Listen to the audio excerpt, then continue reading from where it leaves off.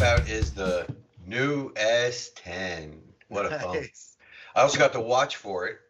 And I was sleeping this week, and it tracks everything about you, your heart rate, your blood pressure. It tells you when to stand up and stretch, you know what I mean? Really? To keep you in shape. Yeah, yeah, yeah. And one of the things it does is it tracks you when you sleep. So I've been sleeping with it for about a week, and I noticed that I'm not getting any deep sleep. Like I get REM sleep, I get light sleep, and I get awake times, but I get no deep sleep. Like one night was 0%. So I was freaking out. So Kathleen Hauser has one of those. She has a Fitbit. I don't know if Yeah. you ever use those. So Yeah. she's like, you know what? Let's switch watches. So because hers shows that she gets nice, good, deep sleep, even though she sleeps less hours than me. Yeah.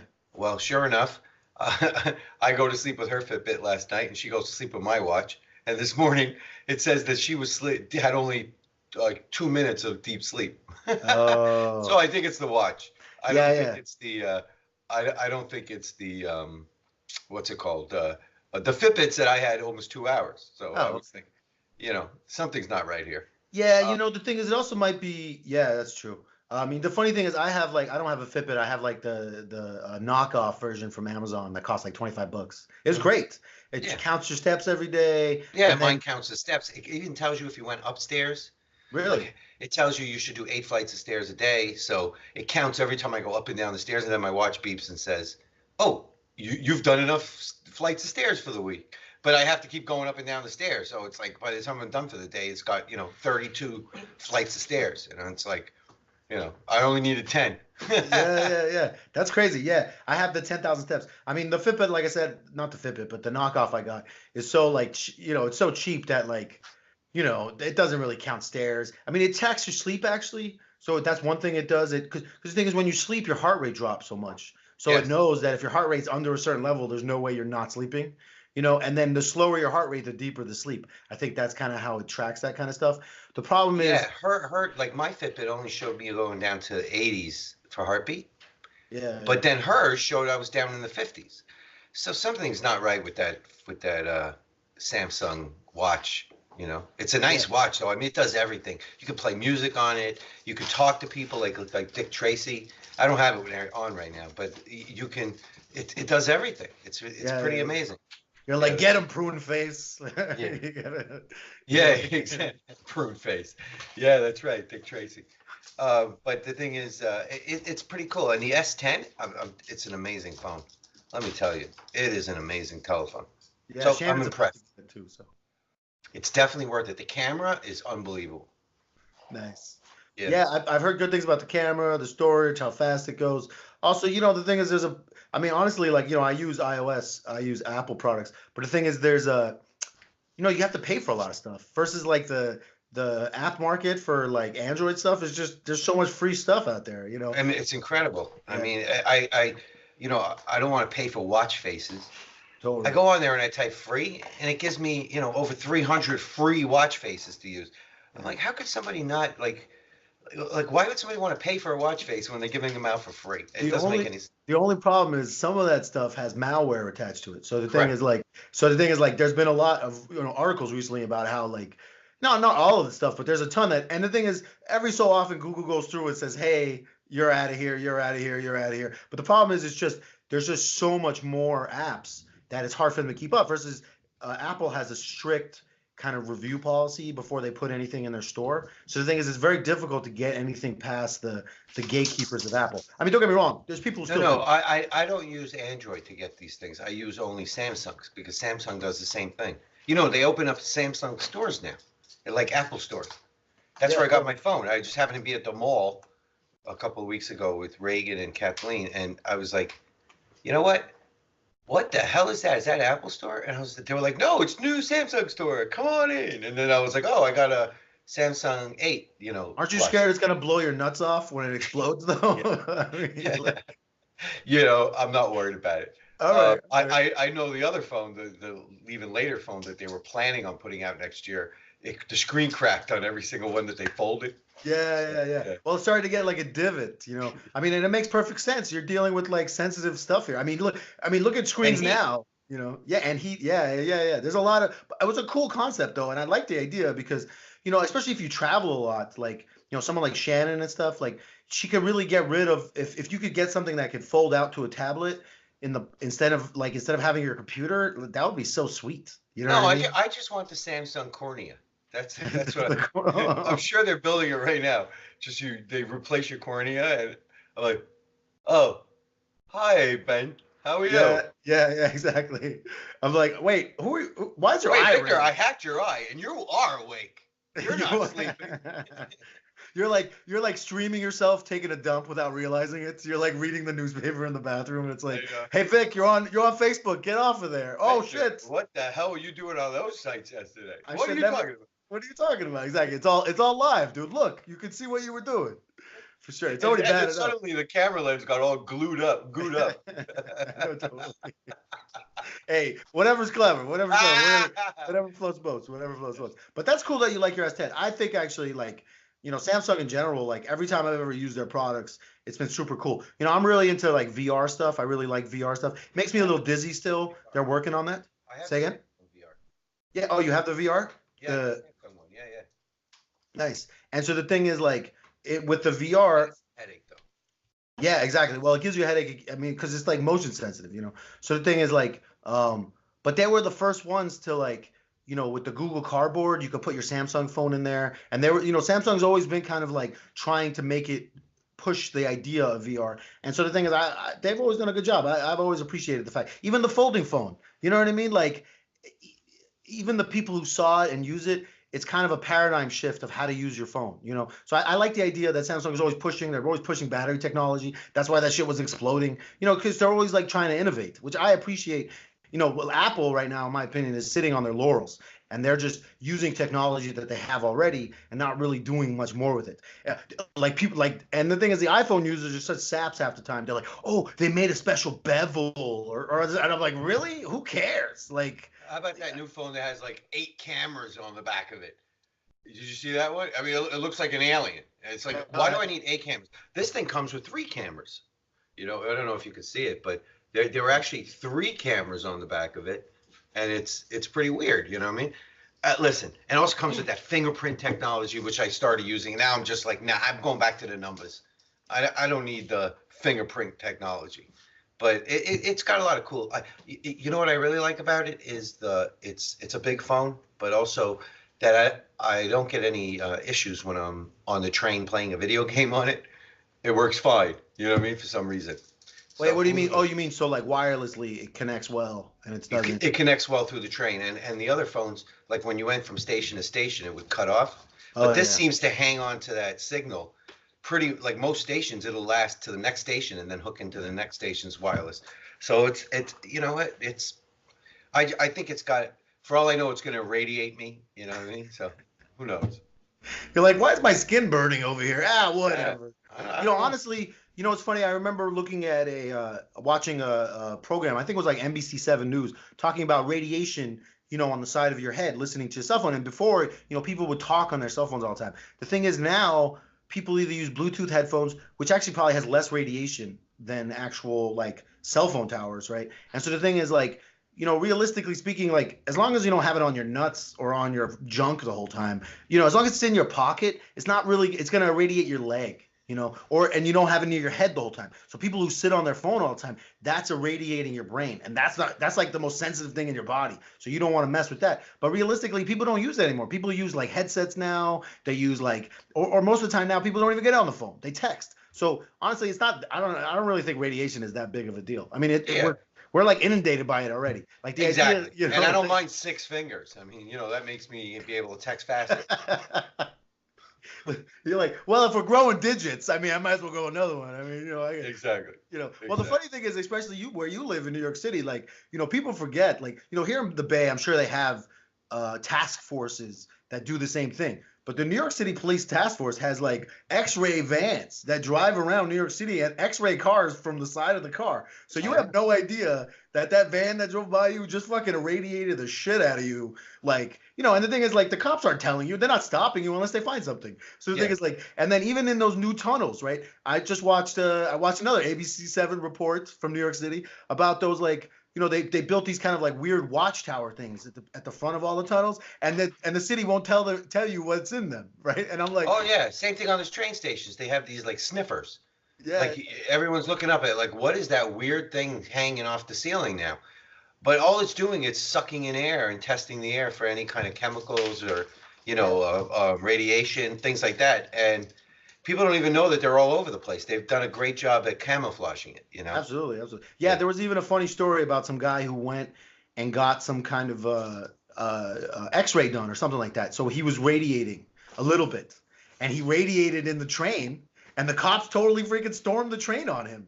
This was like 2 years ago, but it was some crazy stuff where the cops actually like, rushed the train because the guy was irradiating too much and he set off sensors. I mean, so, anyway, my point is that it's just like we live in these cities that are like inundated with radiation. So the idea that our cell phone is somehow doing more damage to us than the, it's kind of like with the people with pollution.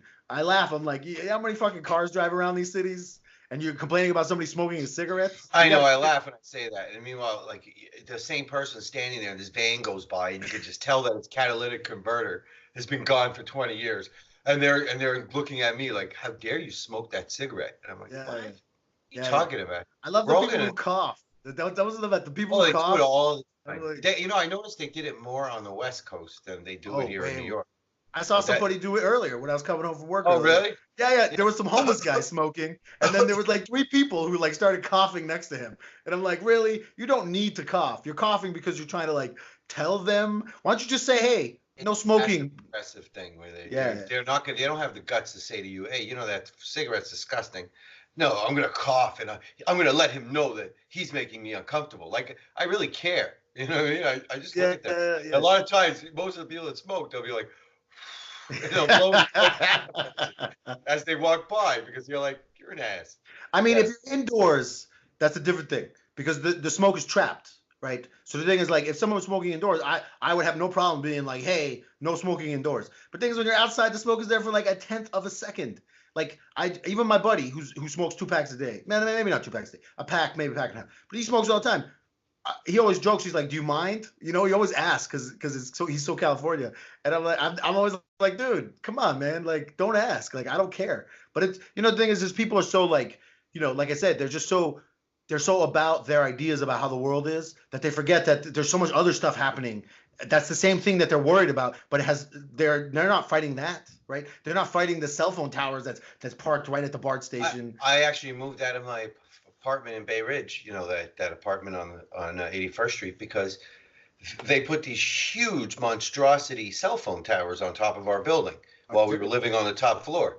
And then suddenly all the old people started dropping dead of cancer. And we were like, we're getting out of here. We're not sticking around here. Like these old people, like literally the woman across the way, she got cancer. The woman down the hall, she got cancer. The woman downstairs got breast cancer. It's like everybody started getting cancer, and we were like, let's get the hell out of here. That's why we moved. That's actually the reason why we ended up moving out of there. But they got good YouTube coverage. You know what I'm saying? So that's important. What I mean? They were listening to their oldies channel on Pandora perfectly. We got lots of free food when we showed up at the funerals. Oh, terrible. Terrible. Yeah, no, it's true. I mean, the thing is, it's like, there's so much of that going on. The thing is, there's a certain, when it comes to radiation, the effects are inversely proportionate to the distance.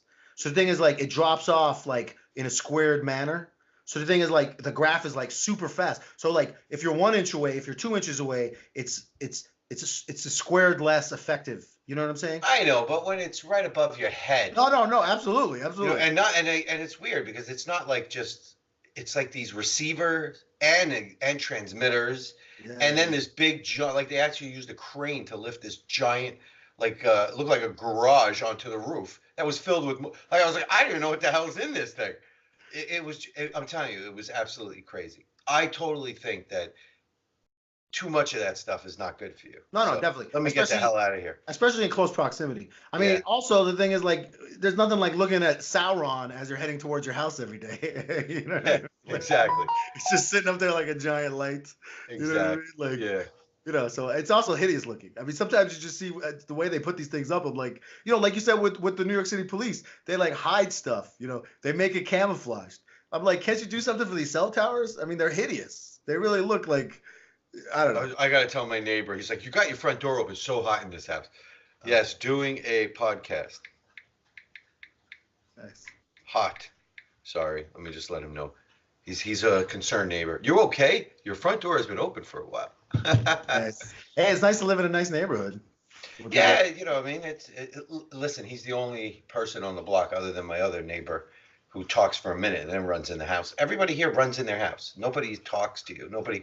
He's the only guy who will actually like cross the street and hang out for a little while. Hey, Victor, you home? Come outside. You know what I mean? Yeah. So it's nice. He's a good guy. I just went to his daughter's wedding a few weeks ago. His daughter is Asian, and she married a Jewish guy, so it was a Jewish Asian wedding. It was pretty cool. So they had fried matzo rice. I don't know. No, the food was not kosher food, you know, at all. I mean, Nice. but the thing is, they had a female rabbi, you know, banjo playing rabbi, and all these Chinese, you know, dragons and stuff that ran all over the place, you know, during the ceremony. So it was kind of cool. I thought it was very nice. Cool, man. That sounds fun. You know, honestly, I love kind of like fusion weddings. You know, Yes. the thing is, like, sometimes like when people try to go like way too traditional on one way or the other, I mean, it's kind of boring. You're just like, all right, this is like been there, done that. Like, let's have a little fun. Like, it's supposed to be celebratory, not like I have to do this thing, right? So Yeah. But anyway. All right, let's move on to the next topic. What was the thing I emailed you the other day? First thing I emailed you was about cleaning up the environment, right? Yes, you were talking about Did how. you read it? I did. It was very fascinating.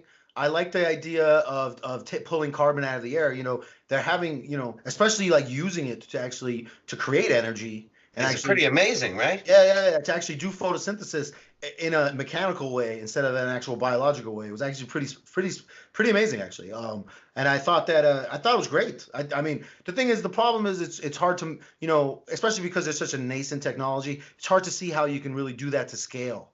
You know, at a Well, everything starts off small, but the thing is, I know now they're very close to making new roofing shingles that absorb carbon dioxide and stores it in the little tiny holes inside of the you know, thing, and over time it sucks in more and more and more. I mean, you know, they're coming out with things every day. You know, like you said, like we always talk about, we can mess it up, but there'll be a profit incentive to fix it later. You know what I mean? And nobody wants to walk around and muck. So eventually there's going to be a business that will make money cleaning this stuff up. You know what I mean? Yeah. I mean, honestly, I feel like it more than America, it'll be China first. Because I feel like the level in China is so high, and they consider it like pollution to their people is considered like almost like a national emergency to the middle and growing middle class in China. So the thing is, like, to the Chinese, they're all about that, and I agree. They're gonna make it like American companies can actually make money that way. You know, if there's not too many tariffs in the future. But the thing is, like, you know, American companies can actually China. China. But they can make money. You know, they're already building these scrubbers in China where they're turning billboards into these scrubbers. So the thing is, it like pumps air. So you're looking at a billboard, and then in that billboard, there's like these little holes, and it pumps air through the billboard, and the billboard's actually cleaning the air slowly. The thing is, it's very expensive, and you know, it's still kind of like still trying to make it work better. But honestly, this technology is even better because it's actually pulling the carbon out of the air and actually doing something with it. You know what I mean? And turning it into like an actual carbon deposit, which is like a, you know, almost like you could actually even use that. You know what I'm saying? You could That's what they said. You could use it as a fuel afterwards. Yeah. Or even better, you know, carbon right now, they're building a lot of nanotube stuff, you know, by using nanotechnology with carbon. So maybe you could even translate that into actually like using that's what the roofing shingles are. Oh, they're made out of carbon nanotubes? Yeah. Yeah, because it's super strong. I mean, and there's amazing qualities. They even think that at some point they're going to have what's the word for it? You know, when you can make electricity run over a wire without actually losing any electricity, it's called you know what I'm talking about? I know what you're talking about. I forget the name of it. Yeah. It's been a long day. I'm sure for you it's even longer. But yeah. So the thing is, anyway, I thought it was a great technology. I thought it was super cool. Like I said, the only thing is, I just feel like there's a limitation. Also, I also feel like, you know, I feel like there's some biological answers as well. Like, for instance, like algae, right, could be a good solution as well. You know, I feel like, you know, algae has a lot of potential in pulling a ton of carbon out of the air, and then also being used as a biofuel simultaneously. So you can grow like giant things of algae that pull out carbon from the air, and then you could use it again for fuel. So it's actually like recycled. You know what I'm saying? Like you're Yes, actually I was watching a show about like they could technically in the Middle East in the Sahara Desert green it, make it green. The it once problem was is, yes, it was once, but if you green the Sahara Desert, you kill the Amazon totally. because all the dust flies out of Saudi Arabia and the Middle East and flies over to the Atlantic Ocean and lands in Brazil and that's what the plants get for nutrients. So you would actually kill one rainforest to green another part of the earth. So the earth has a weird way of creating these things for a reason. You know what I mean? Because Yeah. it's trying to like make everything into a mean.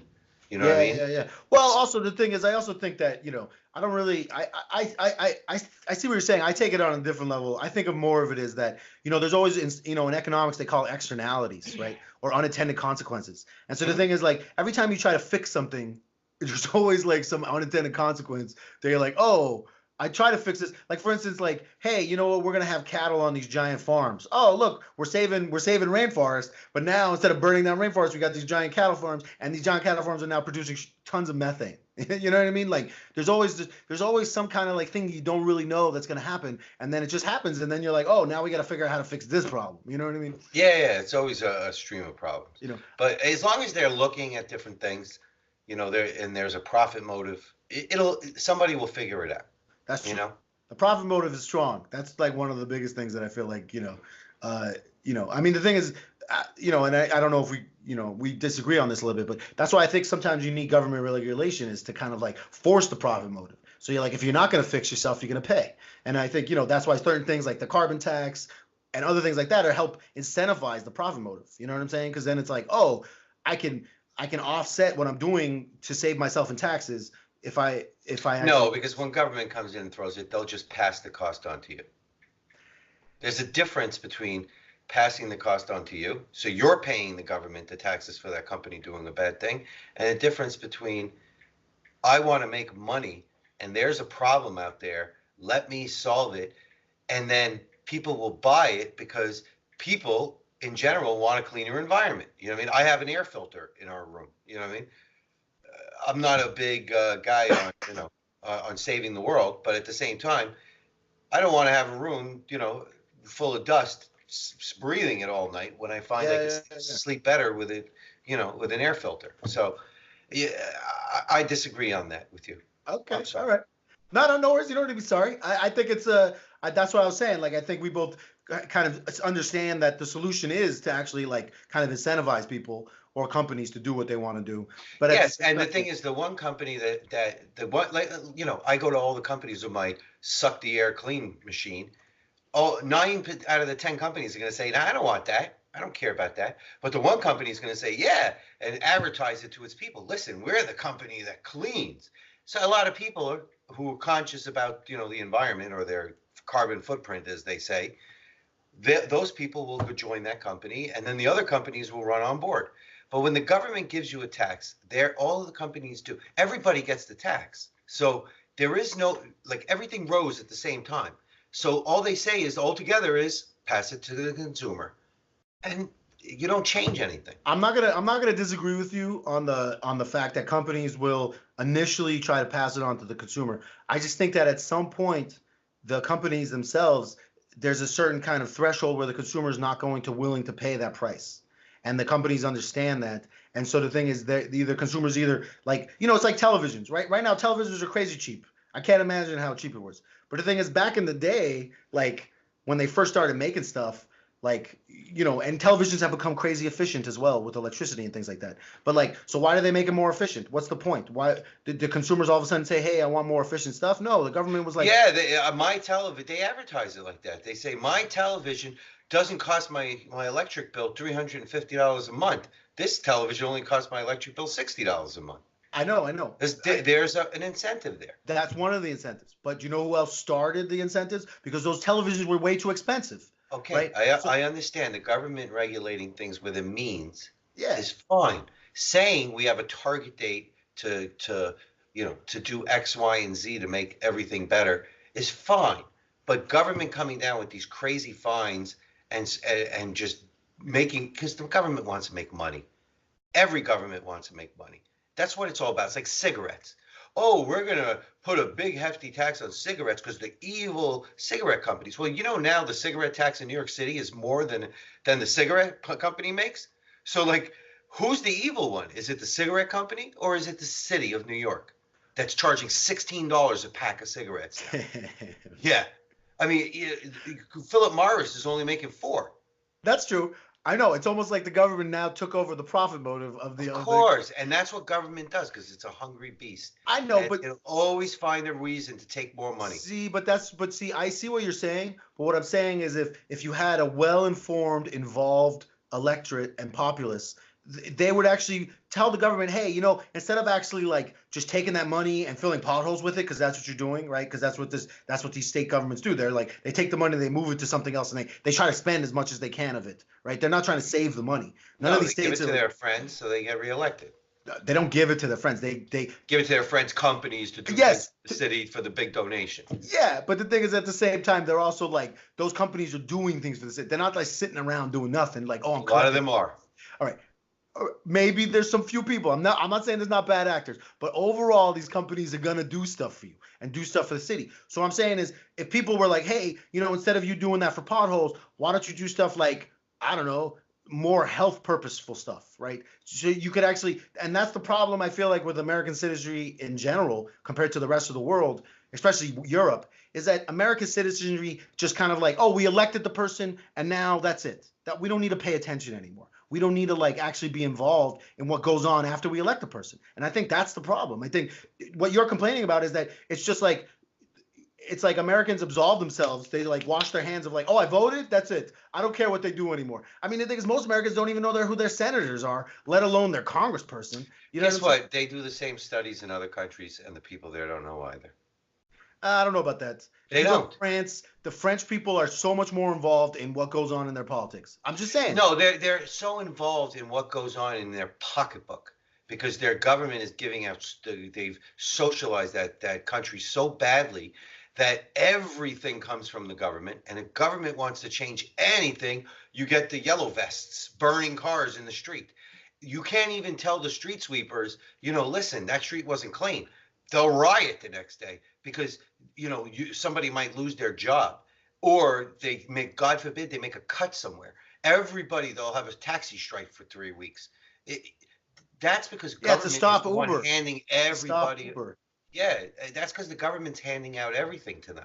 And they know now, okay, the only place I'm going to get my money is from the government. So they're paying attention only to their money and their issue. They're not paying attention to the whole gambit of things. I'm sorry, they're not. I think they're way more informed than any average American. Okay. I mean, I'm just saying. Like, it could be, but also Americans are also, a big chunk of Americans are also immigrants who are not here and don't give a crap about who's elected. They care about working tomorrow and paying their bills and becoming American. The vast majority of Americans are not immigrants. The vast majority of Americans are born and raised in the United States. And well off, and also, and they're not caring what's going on. As long as daddy gave them all their money, they're happy. And not even the well-off people. The poor people are not really that informed. The middle-class people are not that informed. Every generation says that, and you know what? It doesn't change. It's not going to change. I think it's changing right now. I think people are becoming more informed.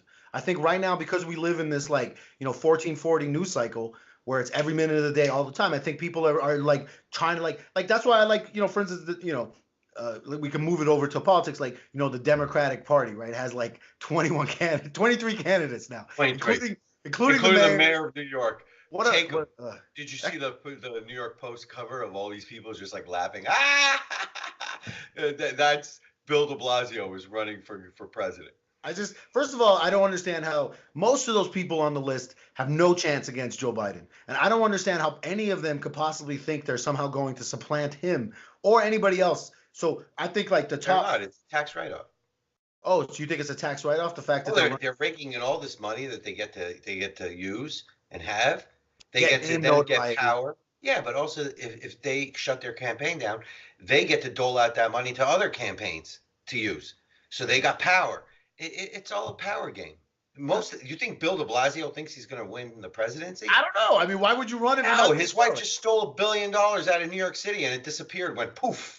On her crazy supposedly health initiatives in New York. Nobody can find where the money went. He doesn't care. He just cares about doling out money and creating a power base for himself since he can't run for mayor anymore. Why can't he run for mayor anymore? Because they have term limits now. Oh, so he's won the second term already? He's already in the second term now. Yeah. Oh, okay. Sorry. Nobody voted in that last election. Nobody showed up in New York City because people are just like, everyone's busy working. And he just cruised on to, second term. The thing is, Bloomberg got a third term, but they made a special rule in the law for him. Nobody's going to do that for Bill de Blasio. Yeah, he didn't really seem like, I don't even understand how he won the second time. He didn't really seem that popular. And the thing is, I'm not don't win in New York City. Oh, they win once every 25, 30 years when Democrats crash the city. Then a Republican comes in and cleans it up. And then Democrats get mad because it's clean. And then they destroy it again. And then there are 25. It's a history of New York City.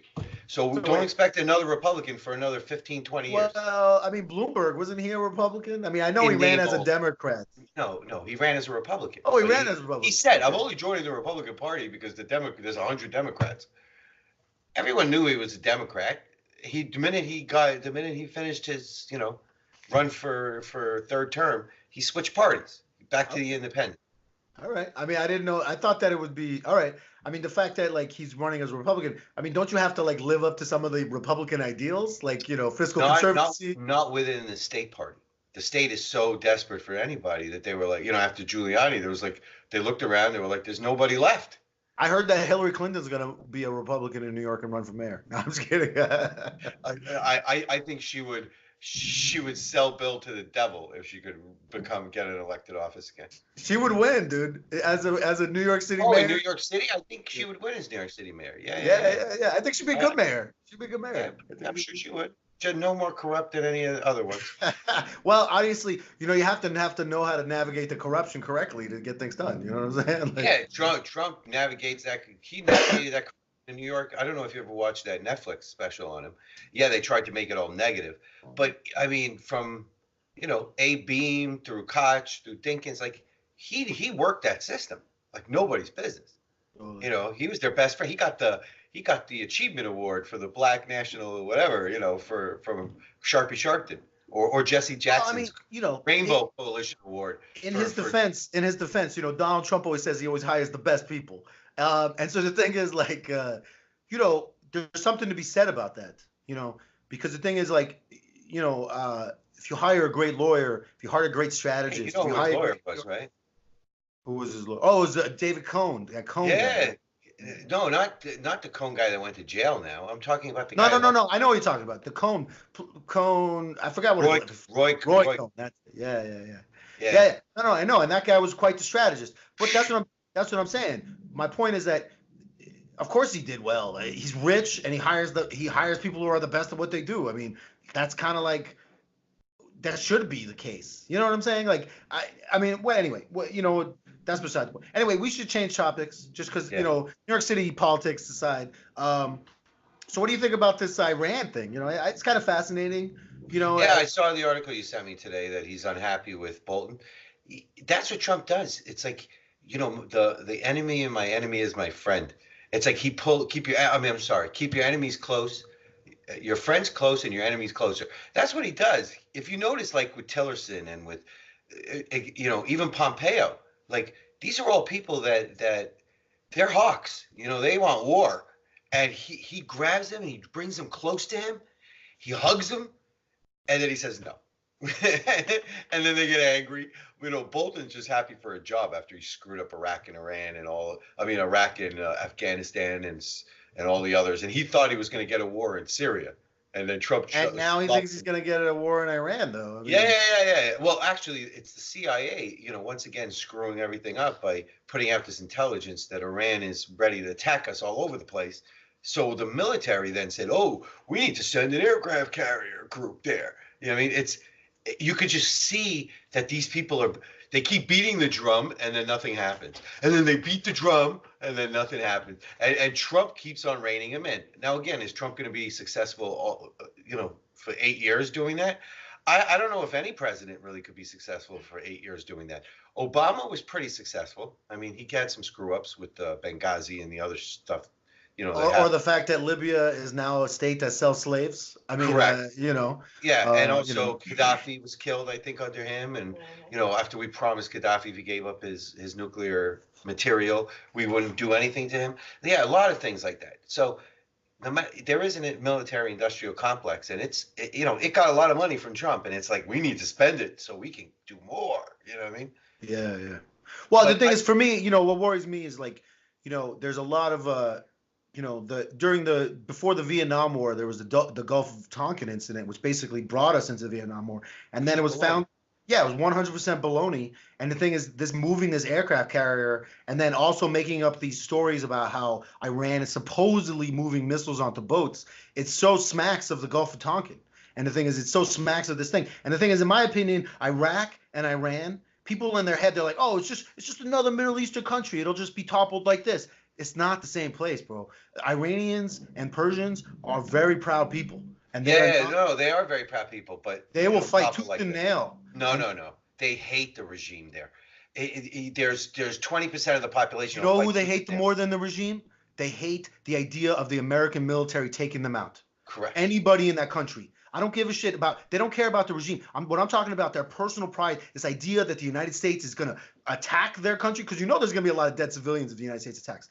I'm telling you, like. No, I think if anything, what Trump is aiming for is to allow the Israelis to take out all the nuclear sites in Iran and provide cover for that. I just don't see that there's no sites. There's no sites. What sites? There's no nuclear sites. Of course there is. No, they showed it to the International Atomic Agency. No, but nowhere where they can. And they're selling the uranium continuously up till a week ago, where they said, "Okay, we are no longer going to sell our excess uranium because they need you need enriched uranium to run your X-ray machines and lots of things in a regular society." What I meant is that they agreed to sell it. So now they just last week said, "You know what? We're going to stop selling our excess uranium," which means it can go towards a bomb. Okay, or it also means like we're trying not to like. No, I do think that they're trying really hard. The problem is they don't have control over a lot of the people they support. Outside of the country, and they spend billions of dollars a year supporting these terrorist groups, and they don't have full control over them. So what are these people don't have Iran? They don't have the uranium in Syria. No, but they'll attack an American military base, thinking, "Oh, Allah is great, and let's kill Americans," and Iran will defend us, and Iran is going to be caught holding the bag, saying, "Oh my goodness, we told them no." I think they're already doing that, so I don't think the United States would necessarily. I think they sent out the signal saying, "Don't you dare do anything," but that doesn't always stop the lunatics, because these people They want God and 72 virgins. So, well, it's funny. It's funny. I was thinking about it earlier, and this whole situation gives me pause. It reminds me that, like, always focus on what you have and what you don't have. And so the thing is, like, even though I hate Trump as a president for so many other reasons, because I'm, I have my own ideas about him. But the thing is, like, the thing is, in my head is, if you don't have Trump, you have Pence. Best president ever. Okay, good for you. Pence would be great too. Pence is no joke, but Pence is a war hawk. He would. That's what I'm saying, dude. He would have invaded Venezuela already. Oh, and forget about it. And then we would be giving air support to Israeli forces on Iran right now. I mean, I don't think people understand that. Yeah, I mean, and Trump is like the same thing with Venezuela. People were pushing him. They were beating the drums for war, and he was like, "Wait a minute, we're gonna go knock out this dictator so another friggin' loser can take over, suck the money out of the people." Still, the people will be pouring into the United States. It's like, why are we going to send Americans there to do this? Go do it yourself. Not to mention, this guy was unelected. This guy was 100% unelected. We were going to just. Guaido? He was not elected to be president. No, he was elected by the parliament. Was it elected by the parliament? Yeah. He wasn't elected by he wasn't elected by anybody. He's living in the United States. He was educated in the United States. He's part of this Venezuelan group of people who have lived in the United States and been basically like what's the word? Combed. No, not combed. There's another word for it. Like when you groomed to be the future leader of this country. And the thing is, what's hilarious is the same nonsensical coup attempt that they tried this time is exactly how they failed when they tried to do it against the last guy. And the last time, the guy was so popular that the people literally came to the streets and were like, no way are we going to let you take away this leader. I mean, this time, this guy is obviously a more of a piece of crap and obviously doesn't, and his policies are not working very well for the people in that country. And obviously, it's more of a kleptocracy because that's usually what happens with dictatorships. It's the same all the way to Roman times. When Augustus turned himself into the emperor, he did really great things. But then over time, these other emperors start to think that they're better than everybody and that they could take more and more for their friends. And then over 2 or 3 emperors later, shit's hitting the fan in a hard way. You know what I'm saying? That's how this stuff kind of works always. You know what I mean? Not to say that any dictator is good. But my point is that this Guaido guy is ridiculous. And the idea that we would put anybody in there is beyond me. But the thing is with Iran, I just feel like it's a little bit... we don't want the Russians and the Chinese, and also Hezbollah has been going in there. I mean, you're getting a lot of shit coming into the country. In fucking Venezuela? Yeah. Go Google it when you get a chance. I'm going to Google it. Yeah, they invited them in. So the United States there will come a point where we're like, okay, these people are not sorting it out themselves, and we need to have our own tin pot dictator there that'll take the American side so we can get rid of all of the, all of the foreign influence in our hemisphere. So that'll happen eventually. You know what I mean? It's happened in other countries. But I think Trump is like, listen, we're not at that point yet. You know what I mean? 100 Russian advisors doesn't make for, the United States. And then they tried to sell, the Russians brought missiles in. They're going to station nuclear missiles in you know how fast that country would end? There's no way that guy's going to bring in nuclear missiles into his country. Yeah. You know what I mean? Also, Putin's not so dumb. I mean, Putin's not so dumb. Putin doesn't care if that country falls. For anything that pokes the eye of the Americans and says, look, America, it'll justify his Crimean invasion if we go invade there. He'll say, but he doesn't need any more justification. The area around them when they feel it's in their interest. So I can do the same thing in my area. Totally. Listen, I'm not disagreeing with you. I also think what's funny with Iran is that he's actually put out efforts of detente, right? So he's actually put out he's actually said in public over and over again, I would like to meet with their leaders. I would like to talk to them. And the thing is with Trump, that it's not lip service because, when he said that about, Kim Jong-un, he did it. He showed up. He was like, hey, here I am. Look, twice. And even on the second time, he got spurned and he still turns around and says, we're still friends. We still got lots of love. I mean, the thing is, so, for the Iranians, this actually might be an opportunity. The problem that I would see from the Iranians is they already made a deal in their head. They're like, we made a fucking deal with the last president. Do we got to do this every time there's a new president? Stop with the cursing on the podcast. Sorry. Good call. No cursing. But you know what I'm saying? They're like, we already did this. Why do we got to do it again? And then are they going to have to do it again when Bernie Sanders? We have to do it again because they wanted a victory and it was a really terrible deal. I'm sorry, our best friend in the area there was going to be left hanging in 13 years because now they can do whatever they want and nobody can attack them for it because now they can enrich as much uranium as they want once it sunsets and do anything they want. And now we're going to leave the Israelis hanging? I mean, the Israelis were ready to go bomb that place, and we stopped them and said, we're going to put together a deal to get them to stop. And Obama basically, he hated Netanyahu, so he just shafted them with this stupid deal. And also, Kerry's been making a fortune off of Iran and European countries that trade with Iran. It's so transparent that it's all about money. And the Iranians, it's not. A lot of it is about money, but a lot of it is they really buy their baloney with the 13th Imam or whatever that nonsense is, where they're gonna take over the world and the Imam's gonna pop out of the well and the West is gonna get slaughtered. They buy that stuff, and I'm sorry you don't believe it, but the higher ups buy that stuff. They really believe in that stuff. I think every time, if you look at the history of the world, it's always about economics and stability. So the thing is. What are you talking about? I can name 1,000 instances where it was more than economics and stability. It was all about religion. It was all about God's telling me what to do. The Essenes, the people that fought the Romans and the Greeks. No. I meant modern history. Sorry, my apologies. I meant in the last 400 years. 400 years. In the last 400 years, European nations were fighting over religion continuously. No, most of the time, if you actually look at what they were fighting over, was actually economic reasons. The thing is, even a lot of Protestant versus Catholics, the Catholic Church actually sent in a lot of their troops and things like that, not because they were like, oh, we don't want these people to be Protestant, it's because they were losing money. Because all of a sudden these Protestants don't donate to the Catholic Church anymore. I'm serious. There is an economic reason behind almost all this nonsense, especially in Europe, particularly. And then once after World War II, there was this kind of, especially with the United States as the hegemonic leader of capitalism. I mean, come on, like the United States is like the capitalist country around the world.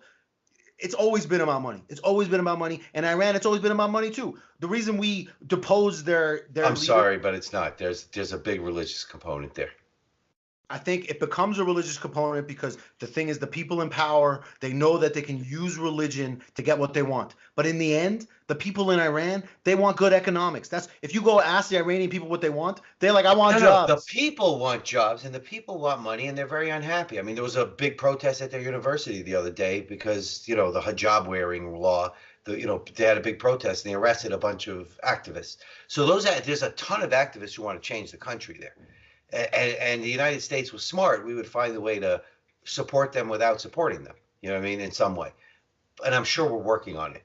The thing is with Trump, when it comes down to it, he wants to talk to the Iranians. He doesn't care if the Iranians live with a lunatic for the rest of their lives. As long as that lunatic is not going to threaten our neighbor, or not their neighbor, Israel, and the rest of the Middle East, where we get our oil from, no, not anymore, but, the rest of the world does. As long as that doesn't happen, Trump will make a deal with them. But if they don't, I'm telling you right now that he's going to allow the Israelis to take out those nuclear sites. And they have the technology now. It's not like 10 years ago where they were like, oh, we can't reach them. They can reach all of them now. What do you think they were doing in Afghanistan for the last 14 years, practicing in those caves and those mountains? They were practicing. There was nobody. It was funny. They would drop these mother of all bombs, and they have these new mother of all bombs. They have these father of all bombs and these grandmother of all bombs. It's like they have everything now. And people would, like, they'd send a reporter after and be like, we couldn't find any dead people in those mountains. Yeah, you know why? Because there was nobody in those mountains. It was the United States practicing for Iran. And I guarantee you, working with the Israelis. It had nothing to do with bombing Al Qaeda in those caves. So we'll see what happens. I hope Iran, be honest with you, does get bombed. We need to, every 20 years or so, put a big stamp on you don't go too far with that nuclear stuff. We let Pakistan get away with it under Clinton, and what it did is it drove a wedge between us and India, which is still there. And India could be our salvation against China, but we just don't have a good enough relationship with them because they don't trust us. You know what I mean? And the United States needs to show that you could trust us. And yeah, will Israel get bombed from regular missiles from Iran? Sure. And then we'll bomb those missiles from Iran. You know what I mean? But are we going to actually have a ground invasion there, or we take over the country? No. Trump is not about that. Trump is about, we're going to have a war, we're going to beat them, and we're going to come home. And it's going to be That's not how it works when it comes to war, dude. Every military leader who said it's going to be a quick war has always been proven wrong. Always. Okay. It's going to be like a Schwarzkopf deal. If there is one. He doesn't want a war. Trump says it all the time, where it's like, why are we, like, who's paying us for this? Like, and I love when he says that because, you see every European go diving under the table when he says that. But he's right. It's like, who's paying us for these wars? Like, Saudi Arabia going to give us money because we took out Iran? No, they do. They do. That's why they bought our packages of. But now, yes, multi-million-dollar, billion-dollar deal. When they killed that reporter, he didn't want to end that package deal because he was like, they're buying like $600 billion worth of our military hardware. Like, how can you, like, who cares about this reporter? He was a friggin' Hezbollah, What you should care about is that the Yemeni genocide that they're doing, right? The fact that they're carpet bombing cities and killing innocent people. Not to mention that the Saudi Arabians, they're like fucking destroying these Yemeni cities with American.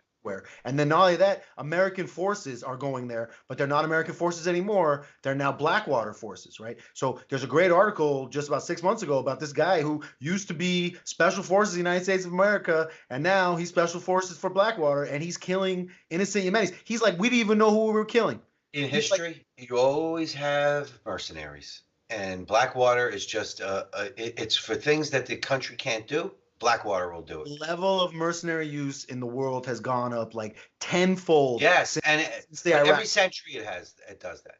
It Okay, used to be the French Foreign Legion. Remember that? no, the French Foreign Legion was not like literally it was a way that you would join and become a French citizen even if you were a terrible prisoner.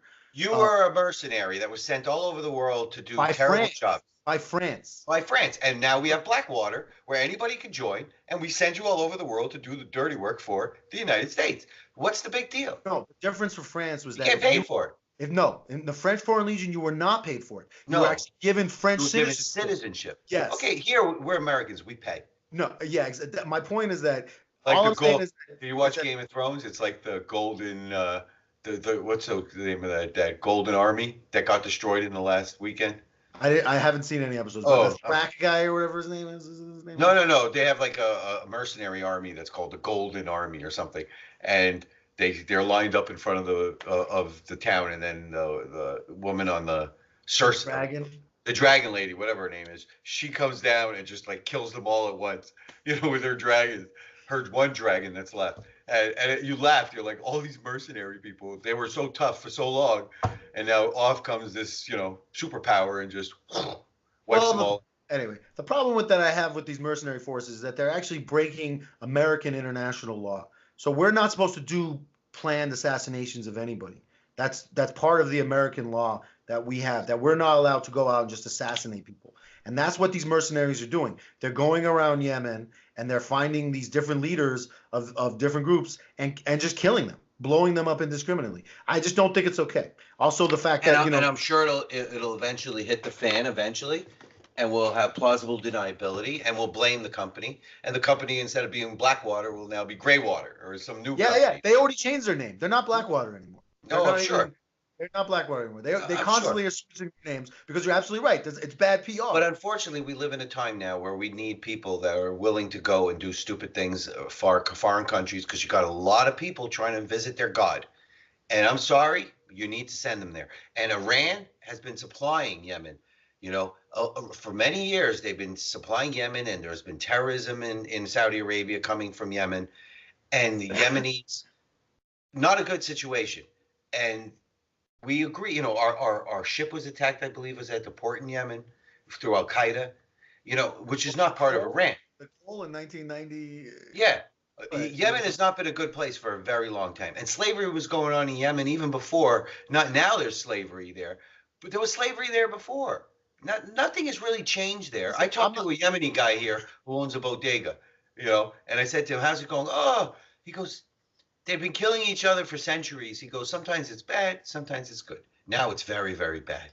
But that's what they do. They walk around with that giant scimitar, and they're very proud of their big scimitar that they can always carry in their belt. Listen. I'm not going to disagree with you that there is a kind of particularly not I wouldn't say even Iran. I would say like Saudi Arabia, and there is a certain level of culture of war, and also the warrior culture is definitely like big there. So that's true, but at the same time, it's also just like there's a lot of like innocent people suffering. What was the last American wedding you went to where AK-47s and M16s were being fired into the air?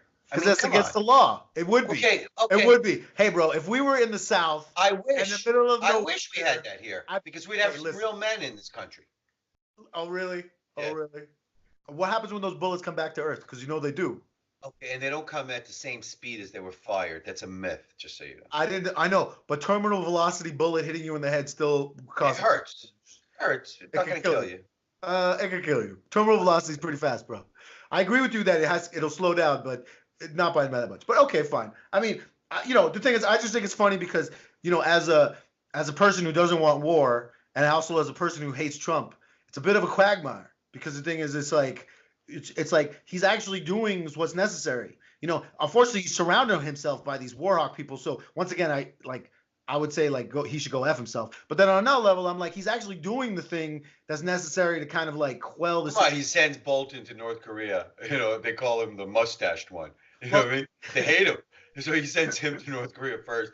It's like it's not that he's playing with them. It's that he realizes, if I send the guy who they hate the most there, and they can come to an agreement, then maybe there'll be an agreement to be had. You know what I mean? So he does that all the time. He sends Pompeo. Pompeo is a war hawk too.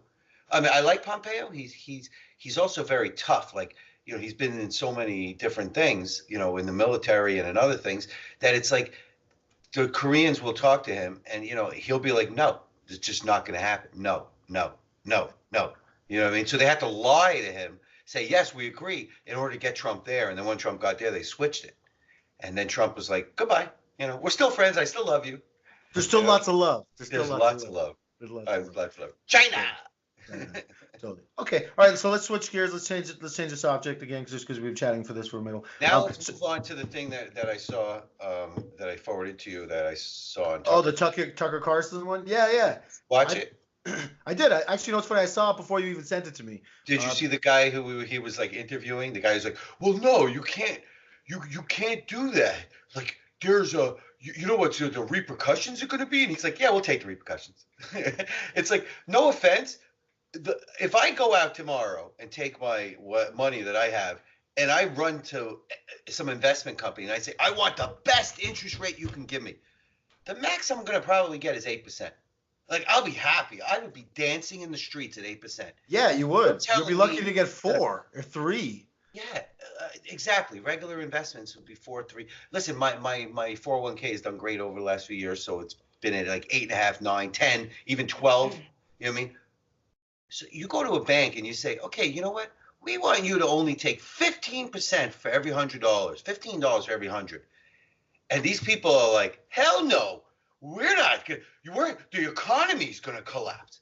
What kind of craziness is that? And he's right. Republicans had an opportunity to snatch that issue up, and they didn't do it. And that's when I get crazy with the Republicans, because sometimes they are so beholden to that K Street or whatever they call that, the special interest. Yeah, the lobbyists. The lobbyists there, who are not even Republicans anymore. They all support Democrats these days. But the thing is, I'm not talking about Bernie Sanders Democrats. I'm talking about Democrats. Yeah, none of that Joe money Bidens goes to of the world. Republicans The Joe anymore. Bidens. Yeah, the Joe Bidens of the world. So none of that money goes to Republicans anymore, and they still run to kiss their butt, saying, please like us, please like us. And I'm like, you had an opportunity to swing so many young people towards you, because no offense, yeah, before I bought a house, I tell people all the time that when you own a house, it's magical how they suddenly want to give you everything. Like, I got a car loan at 0%. I got credit cards at no percentages hardly. I got loans, when I need to do stuff on the house for nothing. But when I didn't have a house, they gave me, I was paying 29%, 24%. It's like you felt like you were paying back that credit card and then nothing was changing. And it's like, you had so many young people out there who are having a hard time putting together a house these days because everything is topsy-turvy. And you have an opportunity. Loans.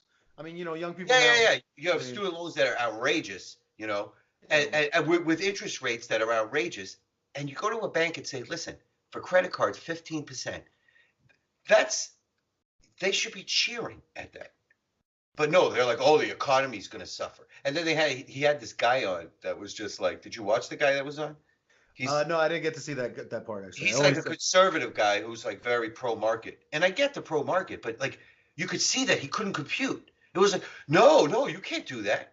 Like, no, you can't do that, because you're going to take away the credit from the people who are on the lower end. And he's like, yeah, well, guess what? Those people on the lower end don't have any money because they're paying it all to the credit cards. Totally. No, totally. I completely agree. I thought multiple things. First of all, I thought it was funny because honestly, even the way Bernie Sanders and Ocasio-Cortez framed the issue as a moral issue, and they even used the biblical term of usury, right? Usury. I thought it was so funny because, like, that's totally what Republicans do. They usually take something biblical and they use it as because they're conservative. Yeah, Ocasio-Cortez is the Trump version for the Democrat Party, and she said it the other day. Like, my truth, like, don't take me seriously. Like, I'm joking, but there's truth in the direction that I'm heading. Totally. And Trump, that's what Trump does. Trump is like, listen, there's a grain of truth in there, so I'm going to blow it out of proportion and run with it, and it works for him, and it might work for Democrats. I just don't think there's enough Democrats yet that it'll work for. No, totally. I know what you're saying. What I'm saying is that, back to the issue that we're talking about, the thing is, what I'm saying is that I just think it's funny because you would It was a think. Republican issue. Well, yeah, exactly. That's what I'm saying. The Republicans, in my opinion, they always talk about being so biblical, and the evangelical part of their thing is so like strong. So the thing is, like, I can see the thing is the capitalist guy who was on Tucker Carlson. I totally get what he's saying because he's a capitalist and he's like, government shouldn't get in the way of my capitalism, right? I mean, that's his thing, and I totally get it because that's totally part of the Republican Party. But then there's this Christian part of the But Republican. it's not anymore. That's the thing, is these Republicans that are still left think it's part of it. It hasn't been part of it for 20 years. What, capitalism? Yeah, it's all gone Democrat. All that K Street lobby groups all give money to Democrats these days. All those Fortune 500 companies are run by super lefty liberals. There are no more Republicans left in these things. Oh. So I don't know what Republicans are still supporting this stuff for. Well, but it's capitalism, though. I mean, No. I get capitalism. I'm not saying the government should say you shouldn't have any interest rate. But a 15% interest rate is twice what the average person can get anywhere. But that's regulation, though. That's regulation. I agree. Right. But I always say to you, some regulation is always needed, and smart regulation, just like tariffs. Yeah, I'm a capitalist, but tariffs are a useful tool. There's a reason why tariffs were created. It's, Trump is the first guy to come along in the last 50 years and say, we took this power and we threw it in the garbage that we had for no reason. If you go back to the founding fathers, they talk about tariffs. I mean, tariffs are important, and taxes, and how we should have less of them is better. But not all of them, but some of them said that. But yeah, exactly. Listen, common sense stuff is fine. Totally. You know what I mean? Yeah. And when Republicans see an issue, listen, like it or not, young people are always going to be more left than conservative. So if you have an opportunity to not even get their vote, but at least to negate them, they say, I'm not voting this election because, stuff's not so bad. You got to take that opportunity.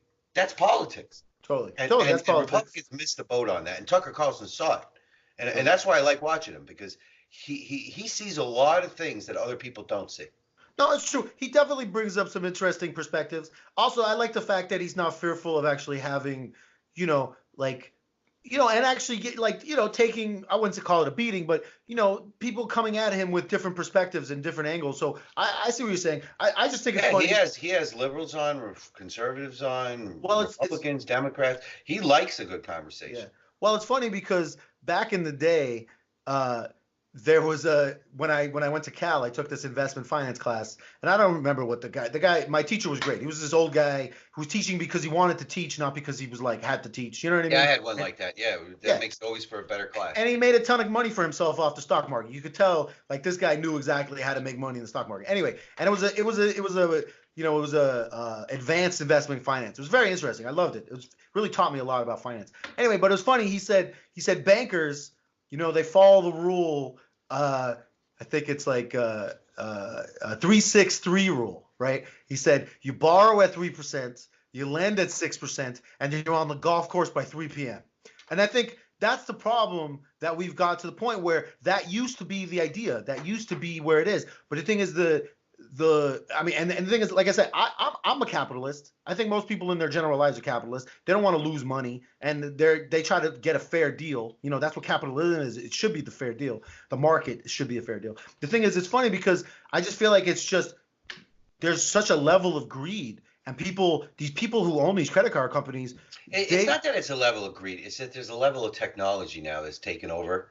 Like, everything is electronic, and you can, the algorithms have been solved. You know what I mean? It's like we didn't know what derivatives were back in the 70s. Like, we know all this stuff now. Like, it took they would hire a physicist to sit there for hours and figure out how to do an investment in derivatives. Now you got a computer, you press a button, it's done. It's seconds. So what happened is, because it's the derivatives have been around for over 100 years. Derivatives, of course they have. Insurance is a derivative. I understand, but I'm using that as an example. Okay. They would hire these people to do stuff that took a long time to figure out. They call them quants. Oh yeah, okay. And now it's like, so banks are like, we can do more and we can do more. And don't get me wrong, my 401k is loving it. You know what I mean? But there comes a point where I agree, too much. And 29% for credit, some are 36%. You know, I don't think I've ever had a 36. I think the highest I ever had on a credit card Well, was and the funny thing is, the 29%. people who are the least able to pay back a 36% credit card Are are the the ones that get it. yeah, I know. exactly. And you know what? You could It's have an like, 8% credit card and you could call your bank and say, you know what? I had a problem this month and can I skip this month? When you wake up the next month, your credit card rate's going to be 29.9% totally. because they can switch it. The minute they see you have a problem, they're like, there's a risk that we're going to lose this money. So let's get as many late fees and as much finance charges in there. So when we sue him and he has no choice but to pay us, we'll get much more money. Like there's so much Greed, collusion, greed. greed That's what that's I been just put into said. it. That's what I just said. It's so much And, greed. and I agree that there is. You know, they lost the sense of social responsibility, which used to be a part of business that they don't teach anymore. You know, it's fine to make money. It's fine to redline an area if no, I'm sorry, but you can't have a credit card if you're making $12,000 a year. You shouldn't have a credit card at 29%. Yeah. There shouldn't be a payday loan place that takes a obscene amount of your money to pay you a day before you get paid. Because guess what? The next time you get paid, you're still not going to have any money. You'll have less because they just You took a can huge call it chunk of it. racist or whatever, but those areas need redlining. I'm sorry, you need redlining there. There What do needs to you be a mean by line. Redlining was what they accused banks of doing, where they wouldn't give out mortgages in poor neighborhoods because they would fail, and that created the whole bubble that burst because then the government came in and said we're gonna moralize to you and gonna tell you that you're racist and that you have to create mortgages and give it to the poor people. And how you're gonna do it is the government set up the rules saying monetize it. You know what I mean? Turn it into securitize it. And then later on down the line, they broke the difference between a savings and loan bank and an investment bank, and they blended the two together. And those stupid investment banks were buying their own securitized loans, which drove everything again through computers through the roof. So like a loan that was so risky became worth so much money, and it ended up it just blew the market apart. All because they went and they wanted to give people who can't afford it loans in areas where they couldn't afford it. And not only did those people go bust, because they lost everything. All those poor people, I would tell you 70%, because I'm in that business, 70% of those people who lost their houses were poor people. Those are those red line districts. And now who bought all that stuff for nothing, for pennies on the dollar? Yuppies. Well, first the banks, and then the banks sold it to yuppies. Well, no, the banks cannot buy it. The banks, by law, have to auction it off at what they're owed. And if what they're owed is only a small amount of money, it doesn't matter that the house is worth $2 million. That's in New York City. No, it's due to a country. You could only go up to what you're owed. You cannot, if the house is worth $2 million, you can't start the auction at $2 million if you're owed $200,000. You can only start at $200,000. And if somebody buys it for 201, guess what? The guy who owned that house got screwed out of $800,000. But they don't care. It was all those poor people that got screwed. And again, they did it to themselves. But the government helped it along by saying, oh, how can you do this, you evil bank?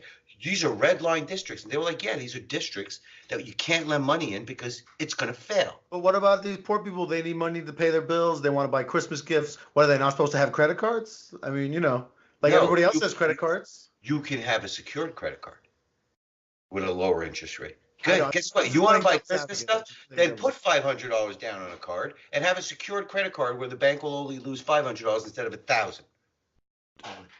No, I agree. Or, back in the day, they had loan sharks. You know what I mean? I know, told me about it. They'll break your legs if you don't pay. I paid back, thousands of dollars in credit card debt. And, the feeling of I almost felt like I was burning the money. When you would pay it back, it just felt like this, like unending. Like I felt like a cartoon, like when the character's just shoveling coal. Even when they sense that you're paying it back, they raise the prices. They raise the interest rate. They say, "Oh, look at this. He used to only pay us minimum or a little bit above. Now he's jumping to 8-10%. Jack up that interest rate because we're going to get more money out of it before he pays us back." Yeah, it's true. I have actually, I have zero credit card debt on this very day, and I'm very happy about that. I mean, the thing is, it's just like after dealing with that, it took me about 4 years to dig myself out of that nonsense, and just make extra payments. Like it definitely was was such a harrowing experience, and also just this feeling of man. Like, first of all, you don't even remember what you've spent the money on, right? I mean, that's Of course right. not. I mean, Never do. it's like You're it's like, like I used that card to eat dinner. Like, how the hell did it hit $2,000? yeah, exactly. Like I went to the movies. What I went to the movies become so expensive. Yeah. But, No, I know. anyway. Well, it sounds like we're both on the same page of this. I just thought it was funny that like Yeah, I said, you know what it is? My biggest critique of you on these podcasts is you're not taking the hard left positions. You're too damn rational. I finished the podcast and I say, how did my brother get so rational? Because he's not rational on Facebook. He's not rational when he's putting these comments down. I'm But now very he's all rational when there's a video camera on him. no. So are you, Victor? On No, Facebook, I'm always rational. no, on Even my Facebook, arguments, you're I'll say super my hard arguments right. here.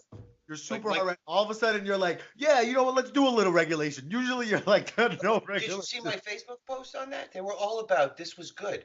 I What didn't are you see- talking about? Facebook obviously knew that we weren't going to argue about it, so it didn't show it to me. Baloney. Oh yeah. Oh, you got No, me I'm serious. blocked. That's what. No, I don't got you blocked. That's what Facebook does, right? Didn't you see that article about that? That Facebook's algorithm purposefully puts only the thing that you're going to get mad about in front of you. Oh, So the really? thing is, yeah. So I don't even see the stuff that we might actually agree upon. Oh, I only get to see the stuff that pisses me off, or if you tag my name, right? So if you tag my name, that's a different thing. But I don't block you. The thing is, they know that I'm not going to argue against that, so they're like, oh, next subject. And then they put stuff in front of, like, you know, they put things in front of me that I might get annoyed at, or you know, anyway. Gotta so- love Facebook. You gotta Well, love Facebook. I mean, it's giant. It's a giant social experiment, you know, and I think people Yeah, forget. it's a giant monopoly that needs to get crunched eventually. At some- It's gotten too big. I mean, even one of their co-founders just said that, right? I mean, that's kind Yeah, I of. think he came out last week, right? And he said, was it Facebook? He came out and said that this has gotten too far and there's no But accountability. also, he's absorbed so many different businesses. For instance, like Instagram is different than Facebook. I know you're not on Instagram, but I am, and I just take photos. So I don't put any politics on there. I just put photos, nice, and I only put like one photo a week. And You get your hair cut, like what's his name did the other day? Beto. yeah, I don't know. With his fake Mexican accent as he's talking. Beto. He was getting his hair cut and his ear cut on, what was that, Instagram or what was it? And I was like, how pathetic is that thing? Like, I don't want to videotape myself as I walk through life. I'll do a podcast, but You know, that's I it. felt like that guy when he first started out, he was original, and unfortunately, because they gave him a lot of money to kind of push him out, unfortunately, he's become a tool of No. public relations. You think so? No, I think he was an airhead who they put some stuff in and he ran with it because he looked good. Girls liked him, and now it's come to light that okay, this guy really doesn't have anything going on in his brain. Like, did you see him on The View? I watched some clips of it. No, I was like, this guy is a complete moron. Like, you sit there the whole time. Yeah, I gotta do better next time. Like, who says like my wife raised our kids? I didn't do nothing. Like who says stuff like that? It's like he completely is a moron. Or jump on counters. well, see, but thinking, that's what I'm trying to You say. seem so immature. Well, you're right. The counter thing was dumb, and I think that was actually, in my opinion, that was more one of the more like I felt like more personal experiences with that guy because he was more. I think it was more of who he is. I think, like I said, Yeah, I think, he's an airhead who rides a skateboard Well, and but the wears thing his shirt, and Daddy gave him money, so now he feels like he can tell everybody what the deal is. A typical and I think- liberal, a I white think his liberal. answer, maybe that's for sure. The thing is, I think his answer, for instance, like where he's like, my wife did everything. That's like, it's totally like the canned feminist answer of like, oh, the women are doing more than men, and like, do you see what I'm saying? Like, Yeah, you're that's one what- of those. You're like, women should rule the world. Men rule they should it. rule the world. Why not? Whatever. Why can't they? Everybody should rule the world. Yeah, I completely agree. Okay, I but never that's said not men what you can't rule keep the say. You say the next century is When the did I say women's that? century. No, the 21st that. century is the women's It century. is the women's It century. No, is it's the women's not the Yeah, women's it is. century. It already is, and it's going It's more and more not. every day. It's All going right. to be an equality century, but it's not going to be the women's century. Oh, no, it's not going to be the women's Soon century. you will be a cuck. Just Have do you, it. you ever had you ever have a female boss? Yes. Ask most women who would they rather have, a female boss or a male boss, and women will tell you. I've had both. I've had both. Okay. I've had both. Okay. I've had both. Ask women. Ask all the women in your life. You know, don't tell them why. Just say, listen, just between you and me, I want to ask you a question. Would you rather have a woman boss or a man boss? Just ask them that question when they're not really, you know, don't load them with precursors and see what their answer is. You know what, Victor? You know what's funny? I see what you're saying. And I could kind of maybe get what you mean. And I should actually listen to what they say because it's kind of an interesting perspective. I never even thought about it that way because the thing is, the way I see the world is more of like personalities. Like the women, men. It doesn't make it gay, Yeah, but straight. women are wonderful at raising children because that's what they're genetically predispositioned to do after doing it for hundreds and thousands of years, and they're very nurturing, but they'll kill the neighbor's kid for their kid if they could. So that's not really a good thing. You know what I I mean? know, So but I meant more like individual personalities. Like I like for me, I've dealt with difficult people, managers in particular, men and women. And the thing is, I always find it fun to learn how to navigate around them and also predict exactly what they're going to do. So the exactly, thing is, and I see from both angles. Most people, I read them 10 steps ahead, and I yeah, laugh because exactly. that's what runners, us family growing up the way we did, we're good at reading people 10 steps ahead because we Absolutely. don't know what's coming. We don't know what's Okay, coming. It's true. all right. So but most people are not like that. So just We're ask also we're also good because we have to deal with so many different personalities, by the way. Not just because we have to think that's ahead, but the thing is, all of us, like you and I, we're very different people. I mean, we're both cool. We're both interesting cats. We like different stuff, but the thing is, we're different people, and we exude ourselves in our own way, and every one of us is like that. So the thing is, we have learned how to kind of navigate different types of people. Like, talking to one of our siblings, any other one is a different experience, right? It's a different interaction. If you're hanging out with me, if you're hanging out with, if you're hanging out with, you're hanging out maybe with they you. don't want their names on the I podcast. know. I'm gonna cut those names off. Don't worry. Okay, good. You're right. I'm remove them. No, Anyway, we no, should. add it like a dude. Yeah, yeah, yeah. You know what? Or what I'll do is I'll Oh, insert who was your best boss you ever worked for? my best boss. Um, well, the boss that I like the most that I've ever worked for is my current boss. And I'm not saying this. The reason I like him so much is because he just lets me do me. He doesn't do anything in my way. Like I mean, it's hilarious because sometimes I'm like, I don't talk to him for 3 or 4 days and he doesn't check in on me. He just expects me to get my job done. So the thing is, and I do my job and I do it well. So it's a man. It's a man. Okay. But Listen, you're one out of 365 million people. But when you have a chance, okay, because I've done it, just ask the people in your life that question.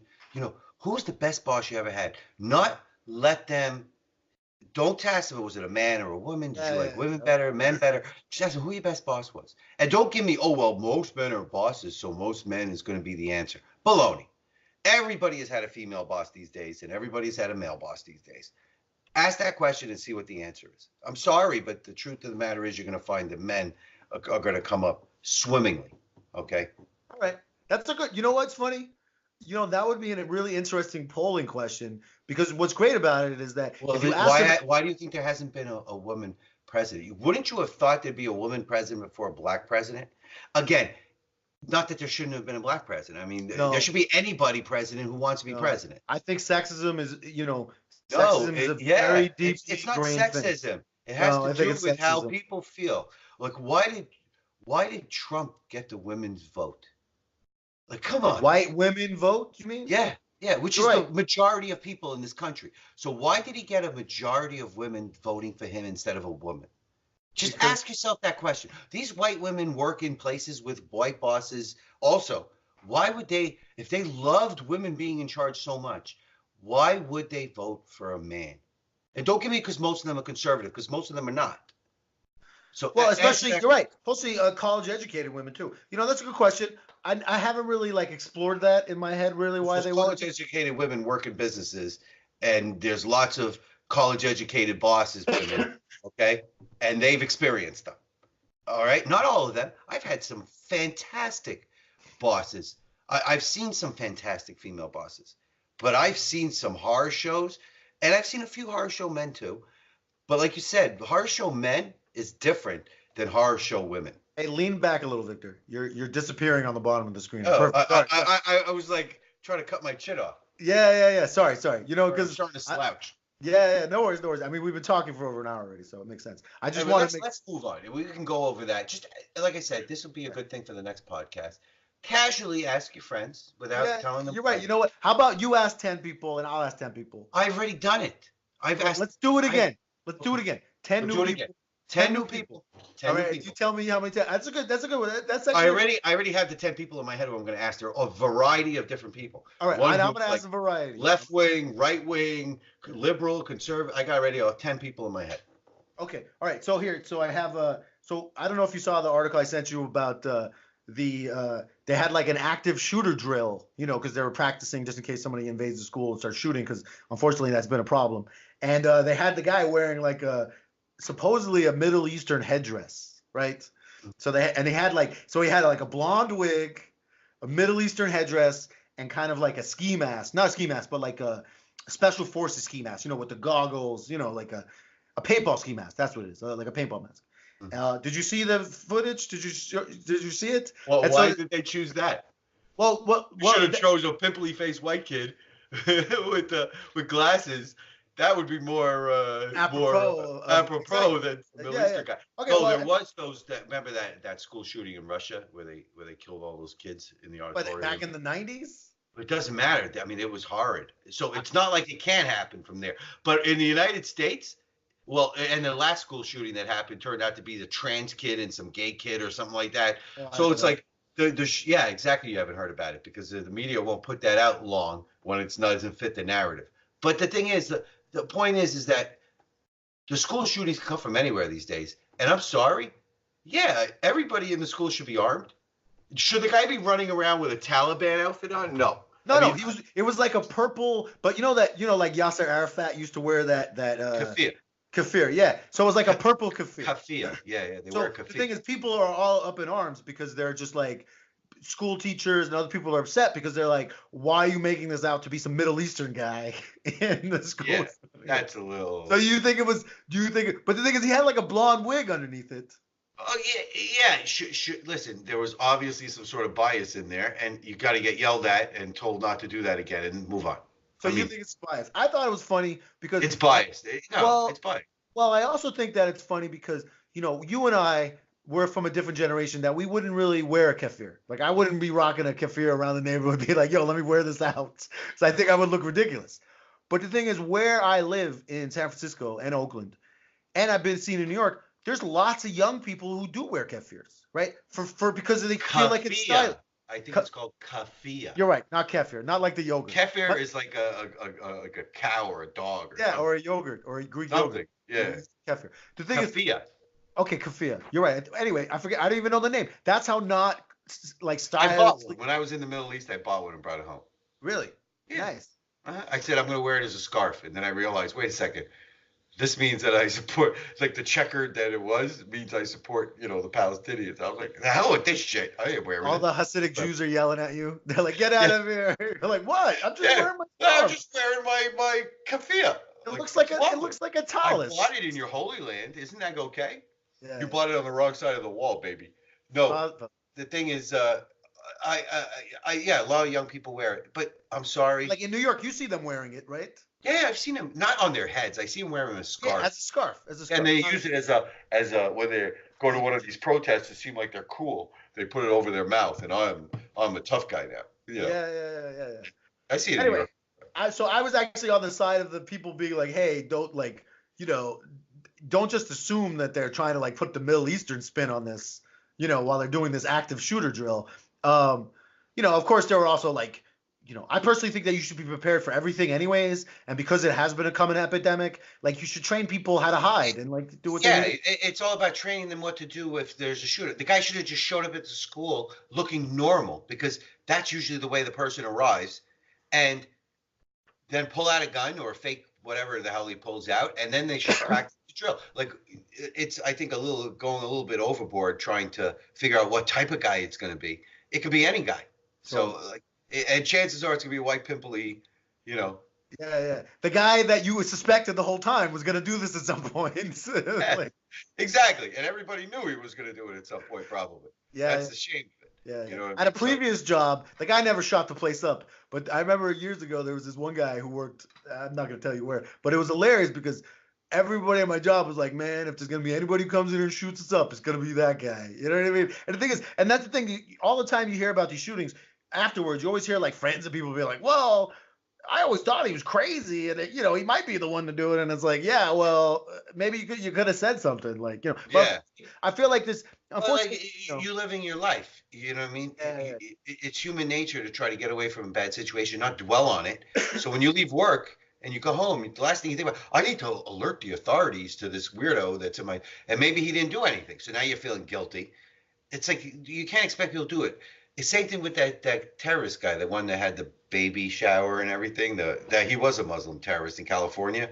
He had the baby shower with his coworkers and all this other stuff, and he, you know, and then he went there and he killed them all. You know what I oh mean? no, the Christmas party, Christmas party. the Christmas party, Yeah, the Christmas yeah. party. Man, So that guy again, was nuts. yeah, he was nuts, but everybody said he was very nice. So you don't know who it's going to be. The guy should have just walked up to the school wearing regular outfit, pulled out his fake gun, and then they should have practiced a drill to see what do you do in case something like that happens, including hopefully the principal's armed and shows up with his fake gun and fake shoots the guy, which is what Yeah. should happen. Yeah, I do think that they should train principals. I mean, first of all, there's always security guards at schools, so I don't No, understand. you're in New York where there's security guards all over the place. In Midwestern, they might have one guy patrolling 3 buildings.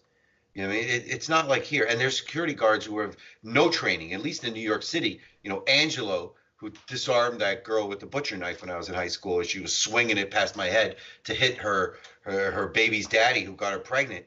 You know, he knew how to disarm her. Like within a second and a half, he had her arm twisted, her on the floor. The knife was moved aside. You know, little Angelo knew what he was doing. He was trained in the security. These guys in the Midwest, some of these schools, it's just a fat loser who couldn't get a job. He shows up, you know, and he gets the job at the school as security. Yeah, You know, when he was in high school, he was dreaming about shooting the place up. yeah, And yeah. now, So it's totally different. So no, I think the teachers, deans, and I think every school should have a percentage of people that are armed, and nobody should know who they are. You know what I'm saying? You know, some of them should be keeping it in their desk. Some should have it strapped to their leg, and nobody should ever know. Like the thing is, you should go through high school, and they should get in trouble if anybody ever finds out. Like that should be the deal. Is not only is this part of your job, but the goal is to get these kids through school where they never know that who had it. totally.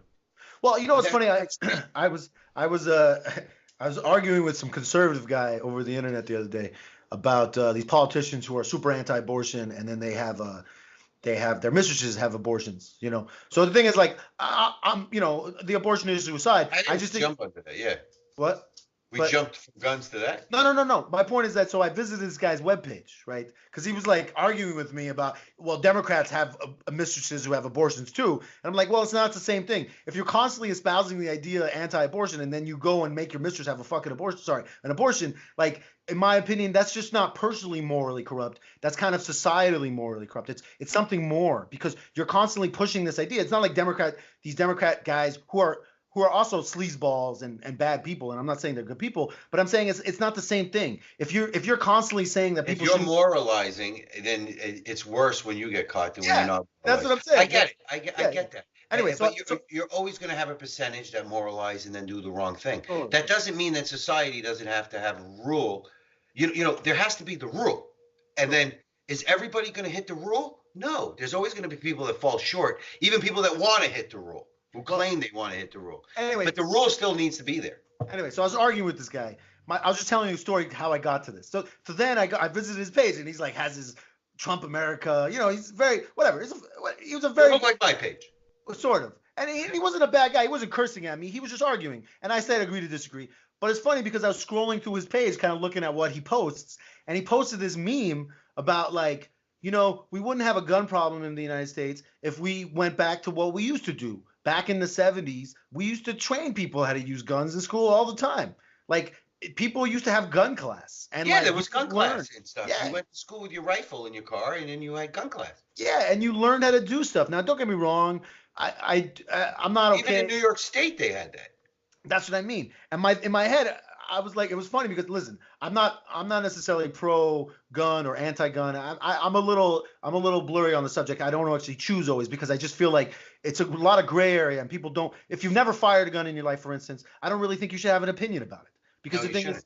Because the thing is, I fired a gun before in my life, and actually, after firing a gun, you realize that, like, just like driving a car or other things like that. It's a machine. It's what you do with it. So the thing is, I feel like it's I know, learned. but you also learn that it's a really dangerous machine. Yes, but you also So when they learn. say, okay, if you want to own a gun, you have to have a safe to keep it in.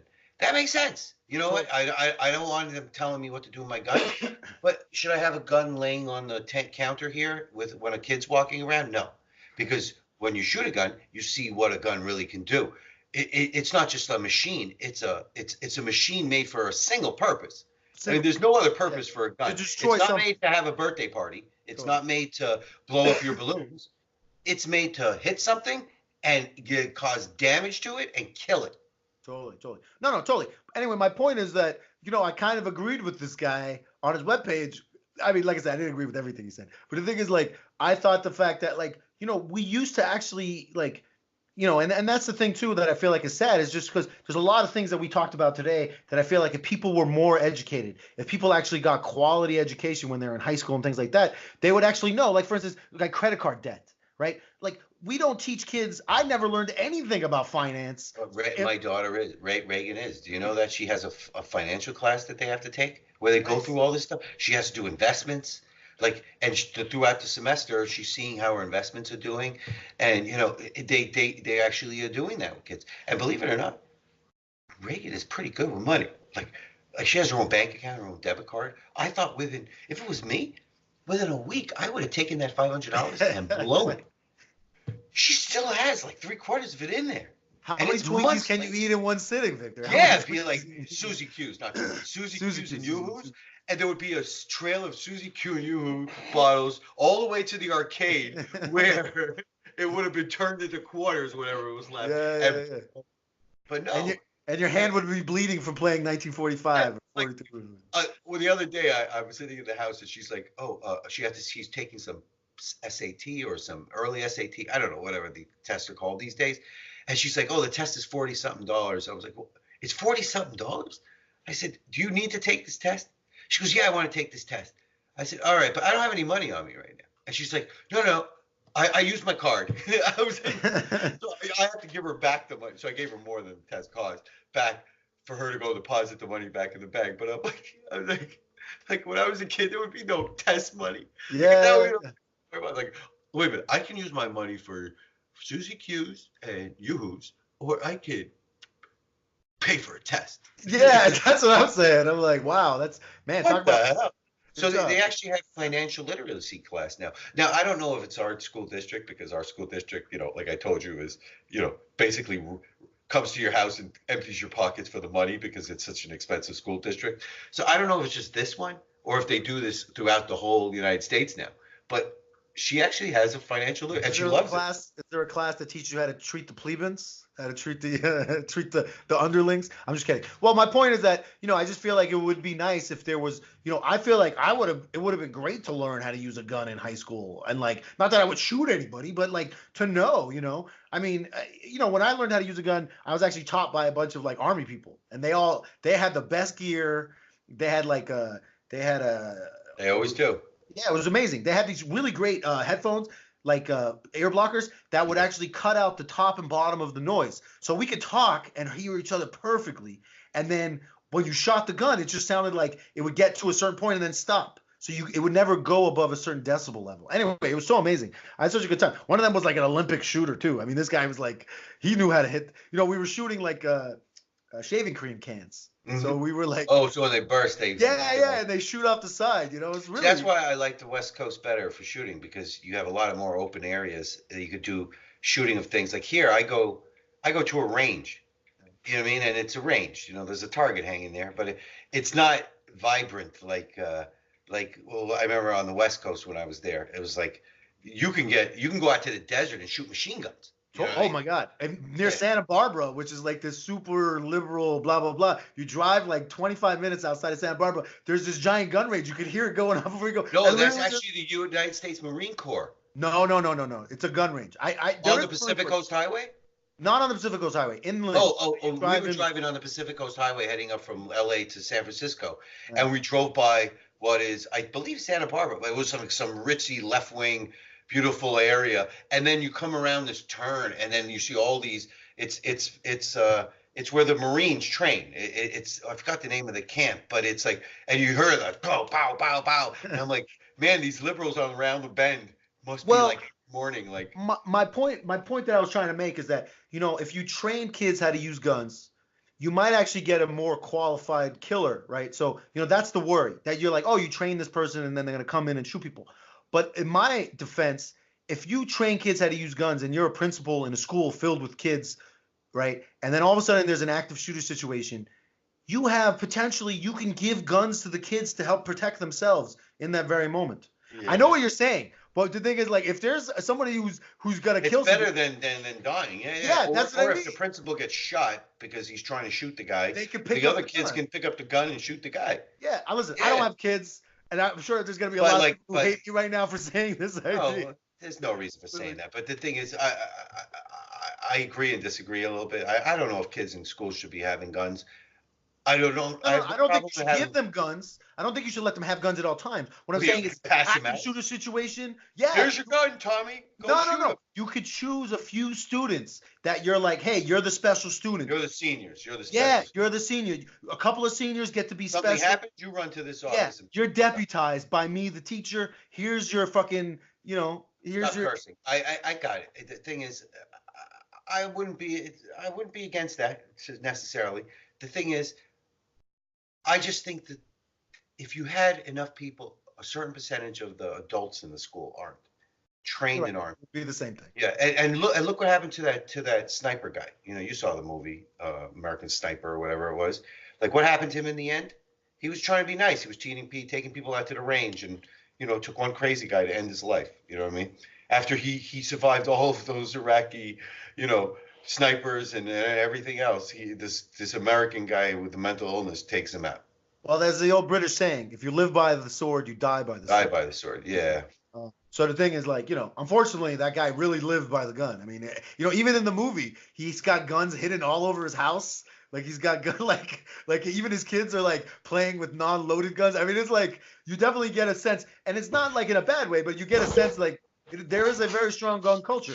Even in Texas, my girlfriend, she told me this hilarious story that she was in like a Starbucks or something, and some old lady like dropped her purse, and like a 22 falls out of her. I mean, this lady was like a 70-year-old lady. And the thing is, in Texas, everybody is armed. If you think for any second, Florida too. well, Florida too. But the thing is, if you think for a second that somebody doesn't have a pistol on them in Texas in particular, man, you got something else coming. Because the thing is, like, and that's why you don't see that much crime. I mean, there's crime, but the thing is, it's usually armed robbery crime. You know what I'm saying? And it's usually in liberal areas where they ban those guns. There's not too many liberal areas in Texas. Oh yeah, there's many. Yeah, they're not banning guns in Texas. I mean, they're putting all kinds of limitations on it there. the state legislature of Texas doesn't really stop it. Listen, I'm like I said, I'm not really pro guns because if you look at the statistics of children who shoot themselves and kill themselves with guns by mistake, that's a huge problem for me. That's why, like I said, it's a gray area for me. Because if you look at the other end of it, there are statistical anomalies that are really terrible. And when you read about like suicide, children death, friends killing friends by mistake, it's so terrible. But when it comes down to it, it's a societal issue. I mean, this wasn't happening like it is now. There's something wrong in society. That's true. That's true. You're fast to blame the gun, but what about the video games? I mean, I'm sorry. There's a reason why they have those age limits on those video games, and then no parents follow it. Like, if I ask Reagan, how many kids in your class watch Game of Thrones? She's the only one that doesn't watch Game of Thrones. And she's not allowed to watch Game of Thrones because it's not her age group. But most of her class is watching it.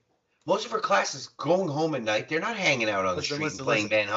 I went to where you know that if I push you and you fall down and you scrape your knee, it really hurts. You're sitting at home taking the guy out who's sitting in his house, with a headset on, and you guys are playing, Call of Duty or whatever the hell it is. So these kids get desensitized to what violence could actually mean. Well, listen, I see what you're saying. I agree with you that the lack of physical interaction and understanding the physicality of things is important. But at the same time, I went to the movies, rated R movies with Pops when I was a kid. They never stopped Pops from letting me into the rated R movies. No, but you had a lot of you were with an adult, and you can always go with an adult. Yeah, but the adult I went with. I went with the rated R movies when I wasn't an adult. I snuck in, and they never stopped me. It doesn't change the fact that I still lived in a world where kids played outside, and I knew if I punched that kid in the face, or he punched me in the face and broke my nose, fighting. I got my nose broken fighting. It's, I know it hurts. These kids don't know that. They don't even know how to interact with each other anymore because they're sitting at home on a computer. They don't know how to talk to each other. No, it's true. Actually, They the want to levels. impress each other. All they do is impress. Well, There is no deep Well, talking. there's a level of depression. If you look at statistically speaking, the levels of depression, also the amount of people cutting themselves, men and women, especially teenagers. So you're absolutely right, and there's a direct correlation between the invention of the smartphone and the social network spreading to this. There's a direct correlation between the two. So I completely agree. The problem is it's once again, so okay, I'm coming from the left side here, right? On the left side, it would be like, hey, the government should regulate and really crack down on Facebook and Instagram and all these things and make sure that nobody under the age of 18 is using this stuff. Nobody. You got to make sure that somehow you got to find a way to create these regulations. Do you think that's okay? That the government's going to come and just make sure that there's no 18-year-olds on these things? No, I think what it should be is we need to change society and not create rules for government baloney. We need to change society. We need to get back a little bit of that old religion, which I know everybody hates these days. Wait, We need to religion? get back You think religion is the thing? Some religion is a good thing, not a bad thing. I think we need to bring back a little bit of, if we say A and you don't do A, there is a consequence. It's not everybody gets a medal at the end of the day, no matter what happened. They need to bring back that. There's a lot we need to bring back. The problem is there's no bringing it back. You know why? Because there used to be somebody who stays home. There used to be somebody who stays in the house. There used to be a single parent income, and now we don't have that anymore. But yes, that's because the feminist movement said we want freedom, and now we doubled the marketplace. Oh, it's the feminist movement. Yeah, men used to get paid a hell of a lot more. Capitalism. Capitalism job. really employ the crap out of these people. When you got twice the amount of people in a workforce, all you have to do is pay half. I mean, that's common sense. So feminists are driving down wages. Is that what you're saying? I'm not saying that feminists don't have a right to do what they did. Just saying, like you said, when you do something, there's a consequence, and you have to acknowledge the consequence. You can't listen. If I was making $24,000 because there's only 2 other people that can do what I could do, and now they want to pay me only $12,000 because now I got 4 other people that can do what I can do. You just cut the market. You just cut how many people you need in half. If 2 of those people. Why can't the dad stay at home? Why can't the dad stay at home? Because that's not the way the society works. Men are not going to stay home and raise kids. Why not? Like what it are or you talking not, about? They're going because that's not the way it's ever been in the history of humanity. In France, they call it Papa Poule, the father chicken. And that's why France is disappearing. There's no more babies. Oh, really? You think it's that? Only Muslims are having babies there. Okay, not the men. There are no men left in France half the time. Okay, most of them are be real upset with you. It's the truth. The French can be as unhappy as they want. It's happening throughout Europe and here. Like, they just came out with the baby study. It says we had the lowest birth rate since 1986.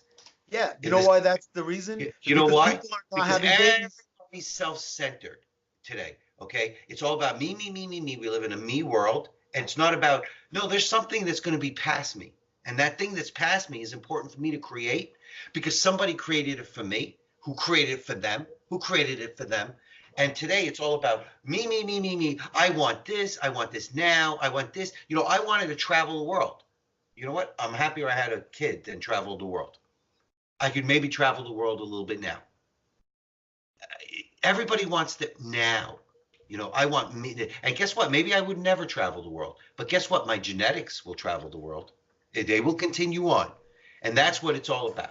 It's the closest to immortality that we so far have gotten. That's the only immortality you'll ever have, okay? Unless they download you into a robot, which the next 100 generations won't still be doing. Totally. Listen, I mean, I'm just saying that, like, I see your perspective. I think it's more than just the me, me, me thing. I think that if you look at people who want to have children, if you ask people who are they all say, I can't afford it. Yes, exactly. I can afford my iPhone. I can afford my 3 televisions in my house. I can afford my 2 cars, and I can afford my vacation twice a year. But I can't afford a child. They're not vacationing twice a year. They don't have 3 TVs. They have 1 iPhone. They have 1 television. I mean, you don't need an iPhone. Go buy the cheap Huawei phone or whatever the hell they call it. Okay, you don't need the fancy stuff. You don't need the latest duds on. You know what I mean, or whatever they call it today. Clothes. Victor, do you know how much childcare costs for per child right now. It's insane.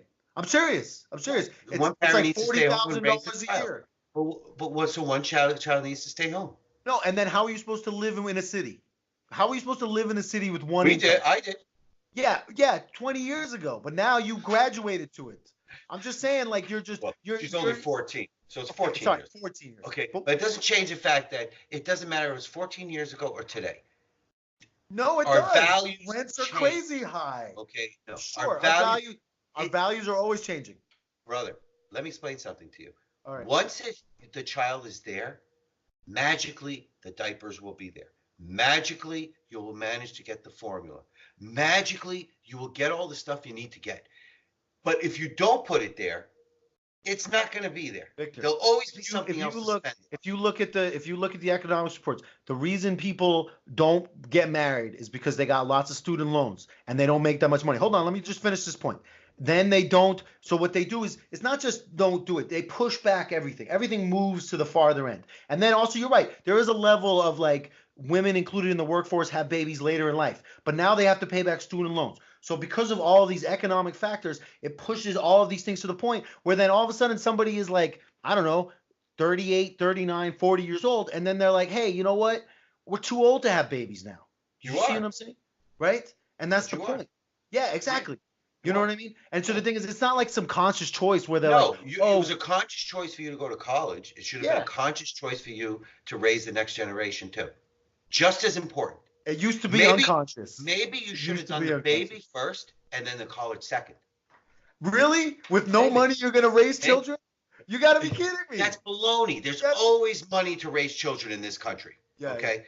Yes, Okay. there's It's called always money. quality of life. Why would you want to struggle like that? Quality of life. Guess Yes. what? There's life. There's no quality of life when you're not creating life. That's no. Because there is no life. There's only your life. Yes, your life, your quality Yeah. of life, Okay. you and your spouse's quality of life will go way down if you decide to have a baby. Oh, and you know what you realize when the baby is not a baby anymore? That quality of life was baloney. Okay? That quality of life was baloney. All right, if you say so. I still had the quality of life. I know a lot of listen. You are happy with your with your kid, which I totally get. But I'm just saying, I know a lot of parents who are not really that happy. They They're pretend to be self-centered. happy. They're self-centered. It was all about what I'm missing out on, what I could have done, what could have been. Instead of, you know what? It's important that I'm a human being. I'm not a spaceship. Okay? you're I'm a saying- human being. Let me raise that next generation of human being, right? So I can impart my knowledge into it that I'm going to get. And then I'll go do what I want to do. Or maybe for a short time, I will begin what I want to do, stop, raise that next generation, then come back and to finish what I want to do. Okay, And so- guess what? Because I raise that next generation, I'll have a life experience that'll blow away anybody who was all about me, me, me, me, me, me, me, me, me. Okay, I Now- see what you're saying. Now, unfortunately, we live in a society where the me, me, me, me, me is in control, and they frown upon the person that does that, what I'm saying to do, right? At this point in time. So we Also- need to change the Also, values. also society. our society also punishes women who Yeah. leave Who the go- workforce to Yeah, have that's babies. wrong. That's totally wrong.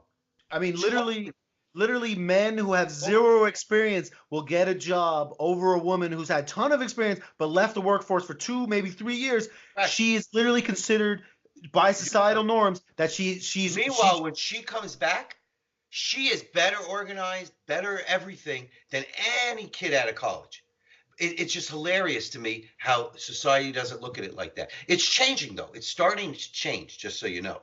Okay, there's a million programs out there, but the left is fighting those programs because a lot of those programs are put out by conservatives, okay, conservative groups, to where they're trying to push that thing of raise the children, have the babies, and then go back into the workforce once you're older, or find what you like. You know what? Maybe what you went to school for, and what you wanted to do with your life before you had a baby and a family, is changed. Maybe that has changed. You know, maybe you've discovered you're better at something else. Maybe you're more organized at something else. And the other thing has no use to you anymore. You know what you did? You did what nothing, no robot, no company, you produced a living human being. You know, an ability of the universe to look at itself, something that nothing could do out there other than you can. And instead of shaming that or making that a bad thing, we need to glorify that. And we need to make that something where I left the workforce. And you know what, I was on my resume? I had a baby. I had a child. But it's not that way. It's not that way. But that needs to change. I know. Society needs to change. Yeah, on multiple levels. But unfortunately, on multiple levels.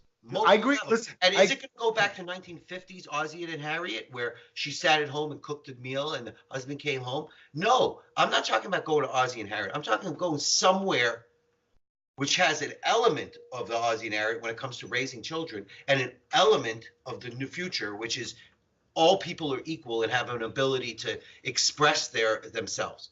But to make it almost like a woman is frowned upon who has children and who, you know, they take their children and they dump them in some daycare center all day, you know, and I saw my child for an hour before I exhaustedly fell asleep. You're not raising a child. Now, again, I understand the circumstances of the world. Some people have to do that. I get it.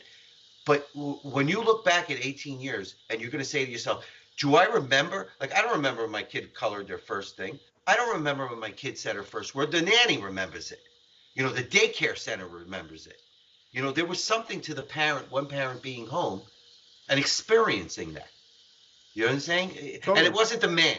I'm sorry, men are not predispositioned to stay at home and raise children. Some men are, and those men are not having babies, or they're going to disappear into the nether regions, because those aren't men. I'm sorry. They're not. All right. Listen, Archie You laugh. I was in Manhattan once. You could call me Archie Bunker all you want. I was in Manhattan one time, and you know, I cut out of work. I probably shouldn't say that, but I was like, you know, it's such a beautiful morning. I'm going to go have coffee. So I'm going out. I'm having coffee. And I'm sitting there in the park, and I'm drinking my coffee. And this woman goes by with a baby, and I smile, baby goes by. Woman goes by with a baby. And then a man goes by with a baby. You know what I did? I took my coffee, threw it in the garbage, and went back to work. I was like, man, I'm sitting here with this guy who's raising a baby. Like I get it, Dad took the kid to the park for today. But you could tell this was a mom dad. And I was like, bye-bye, back to work. Okay. So, Victor, you're so old school in your thinking, but that's cool. I threw the coffee in the garbage, got back on the train, and went back to work. I appreciate your honesty. Gotta work. I appreciate your honesty. Okay, anyway, so we're almost hitting the 2-hour mark. Okay. You want to cover anything else, or I think we're good? Well, I want to talk about the Barr thing, you know, the Bob Barr. So what do you think now that the collusion thing blew up in the Democrats' faces, and now he's starting all these events? He just hired the guy who took down who destroyed the Boston mob. And this guy, that was the most corrupt part of the United States. Not New York. Giuliani did a good job. But Boston was where even the FBI was corrupt. And this guy dismantled all of it, which is why he's in Connecticut. Or he actually, he wouldn't even set up his office in Boston. He set it up outside of Boston. So he had total control of who was coming in. You're slouching again, Victor. Move up. I thought we were going to end this. What do you think that Barr hired this guy now to find out who actually started this BS? Well, I don't necessarily believe it's BS, but I do think that honestly, I'm always of the opinion that the truth shall set you free. So no matter what, finding out the truth of the matter is a good thing. No matter what, I think him investigating these things, I don't think that, honestly, I feel like if anybody tries to fight him, it's like, why would you bother trying to fight him? Like, unless you actually have. They just held him in contempt, Barr. Well, they're holding him in contempt for a different reason. Yeah, they held him in contempt because they knew this was coming, and they were trying to forestall it all by scaring him. And he had an interview. He didn't show up to the Senate hearing. That's what he didn't show up to the Senate hearings. Lawyers, not to the Senate. To the Senate, he said, "I'll sit here and you guys can ask me the questions with your lawyer behind you, but I'm not showing up to your lawyers." Okay, that's the meaning, number one. And number two, you're supposed to be questioning me for policy, not questioning me to try to find a reason to create a fake crime again, which is what they were trying to set him up for. They were trying to get a bunch of lawyers to ask him questions from every angle, so maybe he'll slip something up where they can then do a contempt charge against him, a criminal charge against him. So now they got the contempt charge against him, which I guarantee you is going to end up going absolutely nowhere. Well, listen, Eric Holder was held in contempt as well. I mean, Yeah. so the thing is, being And Republicans did what the Democrats did. They threatened that they were gonna actually prosecute him and have him arrested. Did they ever do it? well, Do you honestly, know the hell that you will pay? Against Holder, they actually had a real story. The thing is, I feel like the reason the Republicans and the Democrats didn't is because it would show how gross that the FBI could possibly be. Because they were going after Holder for the Fast and Furious thing, which was basically the American government was giving guns to Mexican cartel people. cartels. I mean, it is so messed up, it's unbelievable. I know, And but those trying to guns blame killed it on lots of Obama was going too far. Like this was an internal FBI thing, where they thought they would get in there and make some big, busts, and it ended up blowing up in their face. Yeah, and I think because they're somebody giving actually guns died. to criminals who Yeah, I kill think people. they used those guns to kill a police officer or something like that. Yeah, in the United States. And what do you think they were doing in Mexico? Anyway, my point is that about Barr is that with the contempt thing aside, I agree with you that some of that contempt stuff is kind of theater. And then also the guy is obviously like, that guy's not playing ball in the traditional attorney general kind of way. I mean, listen, what did that guy do back in the day after the Iran He was Contra? attorney general. No, but he also was the guy who literally like let all those people off who should have gotten a ton of trouble for lying. He basically helped pardon them. So my point is that Trump obviously got this guy in power. Bush pardoned them. What I'm saying is Bush Barr pardoned was the one who was like. Anyway, my point is that Listen, theater aren't aside, they political? He's political, theater but he's a aside. no-nonsense guy. Yeah, okay. Theater aside, which is the contempt thing, the actual idea of him actually investigating where this Trump stuff came from. If the Congress, It's more than just Trump stuff. It's not even that they were worried about, Russians. In fact, if this thing was about, let's figure out where the Russians snuck into America to vote in the elections or screw around with the elections, that would be one thing. Okay, now Trump pops in during the course of that election, but this was a get Trump thing. And you could see it from the how they sucked all those guys out to foreign countries and used foreign agents. This was something that was like, you would read it in a Tom Clancy novel. This is not something. I completely disagree. This is not something. I think this is no. You this don't is do opposition this against research. the president of the United States. No, this was before he was the president of the United States. It doesn't matter. You don't. Yes, do it this does. against It makes a political huge campaign difference. for the What are you president of the talking United about? States. No, It was no. before. When It was before. When Robert Kennedy or whatever Kennedy did that, when he went to the Russians, when he was going up against Reagan, he went to the Russians and they have him on tape where he's saying, "Listen, I need you to come to America. I need you to come to America and do X, Y, and Z so I can win the election." Nothing ever happened with that because you do not go after a presidential election.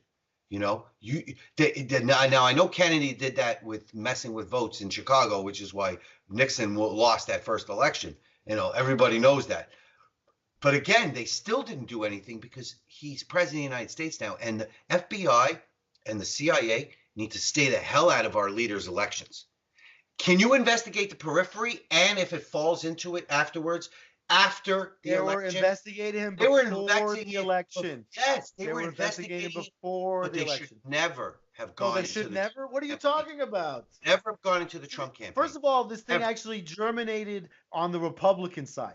It was germinated on the Republican side, if I remember correctly. The Steele dossier was actually, this Oppo research was actually germinated by Jeb Bush's campaign, and then Hillary Clinton's campaign picked it up afterwards because, yes. But they didn't start doing all that until the Hillary campaign picked it up, just so They didn't start what? They didn't start working on the Trump angle of it, okay? They started working with Jeb Bush went to find opposition research against Trump. Okay. He never got he never got any of that Steele information. Hillary Clinton got Yes, you're right. But what I'm trying to say is what they did is they weaponized it. Okay. Oh, they started pulling in Carter. Oh, you mean like everybody does that? No. You mean no. What the CIA and the FBI did, like saying the guy was a Muslim. They lied to the United States, court, brother. I mean, okay? Come on. They lied to a court that has no court. The FBI and the CIA lied to the FISA court with those affidavits. Really? You know this by fact? Dude, that is what this guy's going to investigate, and these people are going to go to jail. You understand? There are people that are going to go to jail. They're not going to find anything. Okay. Listen, you know what? If anything, they don't find anything, what they're going to do is scare them away from ever attempting to control who the They're next. not going to scare anybody away from doing anything. Because honestly, the politics in the United States is so dirty that it's like both sides constantly do this stuff anyways. That's my thing, is just like the idea that like They took it to another level this time with the Trump. Democrats. I personally hope it goes all the way back to Obama. You know what? When his secretary, his attorney general, what's her name, wrote that last second email to herself, like right before she left the White House, she sent that email. Oh yeah, there's a Russian collusion investigation, and President Obama knows nothing about it. Like she said, like literally as she was walking out the door of the White House, she sent that email, and that email is so telling that this stuff came from Obama, whose ego, which to this day is so hurt that Trump got elected, that he basically got tossed aside after he was president. Think you're projecting. No, and I might be projecting, but I hope it leads back to him, because it would show. It would be such a like, he's already known as one of the worst presidents of the United States, but now it'll be like that exclamation point. Yeah, he was so much worse than that exclamation point. Right, he was so much worse than Bush, right? Because oh my God, Bush was a moron. I'm not talking about a moron. Oh, I'm talking about a moron. I'm talking about a smart guy who is actively. I thought you said president of the United States. My bad. Actively. Do go on. Do go on. Looking to take down a sitting president. Because Trump is dirty AF. Oh, it turns out he's not. It turns out nothing. Nothing. Yeah, it turned out nothing, really? It turned out a ton, bro. And now he turned it. Oh, no, we're not going to talking about collusion. We're talking about obstruction. Like every mobster family, no one is going to talk. None of them talk. That's why they have no collusion. You think that they didn't actually do it? You're telling me that meeting at the Trump Tower means nothing? Really? No, they came there to get some dirt on Hillary. They were hoping for some dirt on Hillary. Okay. And guess what? And obviously Trump wasn't in the room, right? He wasn't in the room, right? The thing is, the level of BS is so next level. Nobody should ever know, because nobody should have been spying. Oh, no one should have been spying. Okay. Like when Ted Kennedy was sitting in the Russian embassy telling the premier to come to the United States to give a speech so Reagan could lose, and he could jump in and say, "I agree with the premier. We'll make peace." That should never left the room, and it didn't till he died. That's what should have happened. Yeah, because the thing is, they would have known they was completely illegally tapping. Once he becomes president, you sit him down. The CIA walks in and says, "Listen, we got this, and this. Don't do this." A British guy, the president now. British guy, have a nice day. British guy hired by Americans. Okay, whatever. CIA. A British guy went to his contacts in the Kremlin and said that there was a piss tape. That's what happened. And that the Russians had fucking dirt on him. And then when he brought that, whatever. It's called probable cause. It's called probable cause. You can look it up. It's called probable cause. The cops use it all the time. If you got probable cause, you're allowed to do investigate. That's what you do. You can say it over and over again, brother. Now you're finally at least saying what you think. The point is that you're wrong. And I told you. I think Trump was in that room. I said I would laugh at you. I think Trump was in that room talking to them. That's told you when this Mueller report comes out with nothing, I was going to laugh in your face. After all those posts you put on Facebook, on Trump's page, I can't wait till Mueller takes you away chained. Somehow there was nothing. There was nothing but the facts of the matter of meeting with these Russians. Of the fact that, like, actually they would try to work with WikiLeaks. That Russia was obviously feeding WikiLeaks these stolen emails. But you know what? Whatever. Obviously, facts don't matter. And the fact that the chosen attorney general of the president of the United States choose to completely lie about what went on, and he completely make up a letter about, I made this up. Not about Russia. The election was all about Americans losing their jobs and Democrats taking them away, and Hillary not even visiting those states that were losing those jobs. That's what this whole election was about. Victor, I never said that Donald Trump won the election because of Russia. I never said that. I never said that. Puppet. I never believed that. You wrote in one of your texts. Yes, he is totally Putin's puppet. You could see it in his body language when he stands around him. If you're so blind to it, you just want to keep drinking your face. Keep drinking it, bro. It didn't blow up anybody's face. And what you're saying is, well, maybe we should. You know what? I believe we should investigate. So maybe this guy should go. Well, this guy is not just going to investigate. He's going to take it apart piece by piece. Good. I hope he does. Honestly, I have no fear. I'm not talking about Barr. I'm talking about this guy from the guy he hired. Listen, like I said, the truth shall set you free. You know what I'm saying? The thing is, if my opinion, hold on a second. Let me just finish one point because I have a point I wanted to make. I wanted to make one point.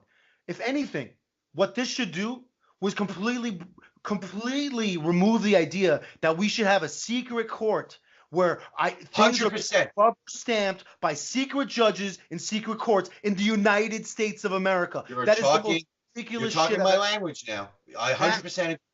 I don't care about terrorism. I don't care. I don't care None about of that should anything ever or not be here. anything. There should be no secret courts. Giuliani helped set it up, and I blame him partly for it. You know what? Who did? Giuliani. He helped set up that court. Okay. Anyway, that's my point. If that was a anything comes Bush out of this, creation. they should come down hard on the secret court idea. It should end. It should be ended. 100%. You know what? On that note, we should and that judge who accepted those affidavits of whatever from Jim Comey, like, he should be prosecuted for accepting it and not figuring out that this is baloney because of how serious this is. Every single one of those people that brought those FISA things in there should go to jail for it, and then we should shut that court down.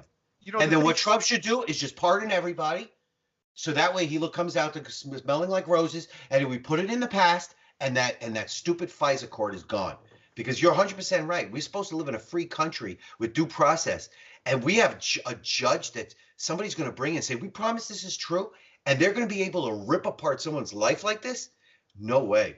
Also, the thing is, for me, I just think that also, like, you know, the reason I disagree with you about Jim Comey, for instance, is that, you know, you have to prove motive. Even if his motive was good, he got it wrong. He should go to jail for this. Okay. Well, I don't think he should go to jail for it. I don't think his motivation was wrong. Him and his excuse my language, pussy hat wearing wife. Okay. All I egged know him on. Is that egged him on? He literally was the one who single-handedly brought down Hillary Clinton. The reason Hillary Clinton lost is because of Comey. He's an emasculated man. Yeah, he took down Hillary because taking down Hillary is not very hard. The woman has been leaving trails of breadcrumbs for years on how stupid she's done things. Victor, right before the election, he's the reason Hillary Clinton lost, in my opinion. 100% right. And that was the wrong thing to do, too. What he did is he became the judge and jury on this. When he shouldn't. So where's the motivation? I just don't understand. So where's the motive here? He's a moron. So that's why he needs to go to jail. Which one is it? Which one is it? No, I never said Jim Comey was. Well, I said the CIA. People in Brennan was the guy who was in charge of this, and I believe it was the Attorney General Loretta Lynch, and I believe it was that woman from the what's her name? Because she also authorized a bunch of unmaskings. The Samantha Powers. That super lefty Samantha Powers, and Obama, and his wife probably too. They all hated Trump so badly, and they were so paid off that he won the primary that they decided we're going to destroy this guy, and it blew up in their face. And that's why, as Loretta Lynch left the White House, her last words were, just so you know, there's a Russian investigation going on, and President Obama knows nothing about it. And then she walked out the door, telling. And this guy's going to find it all out. They're already starting to turn on each other. Do you see now the CIA and the FBI now are slowly starting to blame each other? Like Brennan's like, well, what Comey said is not really true. He's the one who put his name at the top of the FISA warrant. And Comey's kind of like, we got this intelligence from the CIA saying that there was this possibility of whatever, So they're already. What's happening is you're starting to see the slings starting to begin, and it's going to get worse and worse. And Comey is an emasculated man. I'm sorry, I never saw a more emasculated man in my life than this guy. I don't know what you're talking about. Standing in the forest, staring at. He's 6'8", Victor. It's hard to be emasculated at 6'8". That doesn't mean you haven't lost your testosterone. Okay. Okay. He's got a deep voice. He looks like one of the Untouchables. He's got going on. I don't know what you're talking about. He needs a little bit of that low T medication. All right, low T. Listen, all I'm saying is that I personally don't, like I said, other than the FISA court thing as well. I hope that happens.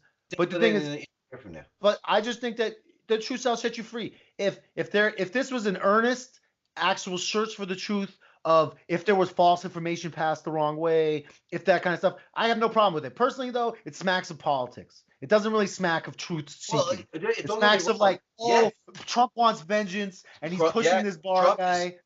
What happened is they overplayed their hand, and now Trump. Oh, that's Trump. Trump comes in for the kill. Trump always punches back. He always punches back 10 times harder. It's not about overplaying a hand. He's just Yeah, a dictatorial type of person, and he's gonna punch back. No. And even though even Barr wouldn't even answer his question when Kamala Harris asked him like, "Hey, did they specifically ask you to investigate anybody, the White House? Like, can you tell me?" And then Barr was like, "Oh, I'm not gonna answer this question." No. Trump is a vindictive person. He's Very. very vindictive. Yes. And so the And thing is, that in my opinion, that's why when you're like, "Oh, this is what happened," no, dude, it's just his vindictiveness coming out in this. I hope the truth sets free. But Personally, Trump I think doesn't swing first. I don't think anything's gonna happen with it. Nothing. Okay. If Trump something doesn't swing happens, first. you're right, But Victor. once you take your swing and you missed, which is what they did, he's now going to, and then not only did they swing there, they swung also in the House thing and in the Senate thing and also the other thing. They swung 4 times and When missed. he tried to obstruct Trump's justice coming multiple back. times, Trump is going to come back with a swing 10 times as hard. Okay. And that's what's happening now with this guy being set up there. Okay. Like, watch the interview tonight. When we finish our podcast, go online because Barr finally gave an interview to Fox News tonight. Go watch it. I'll watch it. He's a good-looking John Goodman. You know what I'm saying? He is. And he's got that square, heavy-duty, square jaw kind of guy. Kind of like the guy you would think of from the 50s or the 60s. Like he's like a looks like a bulldog. Bulldog. Personally, I think he's just another one of Trump's stooges. But I'll watch the interview. He's not Trump's stooge because he's actually he was a Bush stooge. Like he's close with the Bush family. Yeah, like exactly. It's so funny that just this a guy stooge. would become the savior of Trump when he is like he has every reason to destroy Trump because of the Bush family. You know what I'm saying? He's beholden to the Bush family, and the Bush family hates Trump. So the fact that this guy would come out there and defend Trump is just like mind-boggling. It just goes to show you how Trump's got that magic. Like he's able to even take his worst enemy and make them his friend. It's hilarious. All right, if you say so. I'll watch the interview. Anyway, it was nice chatting, bro. Love you like always. I love you. Good Have times. a good night. And we'll see how this one comes out. Hopefully everybody likes it. We had a little bit of everything. Yeah, I thought we covered most of the stuff. All right, and now we have to figure out how to get more followers on it instead of 4. Well, the thing is, okay, hold on.